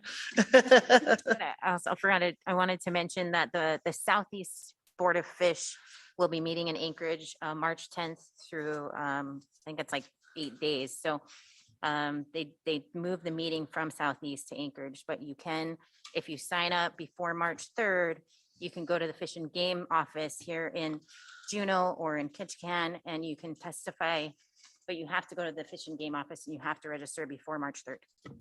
Thank you. Mr. Bryson. Thank you, Madam Mayor. The Local Emergency Planning Committee met on the 9th. They discussed the tribal government seat that we approved through a resolution this evening. They also discussed the upcoming Van Winkle training, an EMS symposium, and there are more discussions going on about the Ironman. On the 17th, Travel Juneau had their retreat. They discussed their mission statement. We had a brief introduction of Alex Pierce. They had a discussion about coordinating the different groups that do marketing and outreach in Juneau. They feel like there's some overlap and it could be more efficient. They also, in the discussion about their mission statement, they had a brief discussion about how to best inform the assembly or how to best communicate with the assembly. So that was part of their discussion on their retreat. I thought that was really good and helpful. On the 10th, the airport board met. They had significant flooding issues that were affecting airport and tenants. For 22, they expect to have 8.6 million in expenses with 6 million in revenue. So they're trying to figure that one out.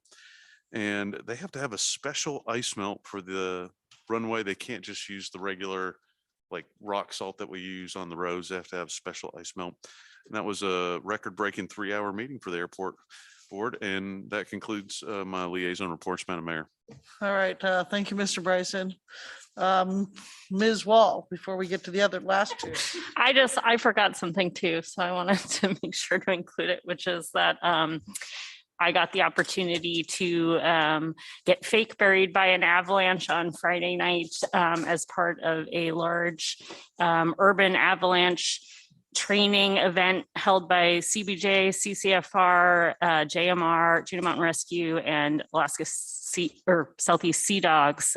So just really happy the community is, or all those groups are working together to try to make sure we have plans in place in case we ever have an urban avalanche. Yes, and I heard from a member of the Sea Dogs that a certain Peter Flynn did a really nice job for CCFR. Mr. Smith. Thank you, Madam Mayor. I'll cut it short a bit. Eagle Crest Board, as I mentioned, met a couple of times, again, meeting on this Thursday. Juneau Commission on Housing and Homelessness, they discussed the point in time count and the HMIS entry procedure. Looking forward to a totem pole raising next Friday at the State Office Building atrium. And then just aghast, I guess, at war breaking out in Ukraine. Thank you, Madam Mayor. Thank you, Mr. Smith. Ms. Gladysevsky. Thank you, Madam Mayor. The Downtown Business Association has not met since we met, so I don't have any report on that. Thank you. Thank you. Anything further before we move to continuation of public testimony? So any further testimony on non-agenda items? Seeing none, anything else before the assembly? We are adjourned. Thank you all. Do you have a Ukraine flag we could fly?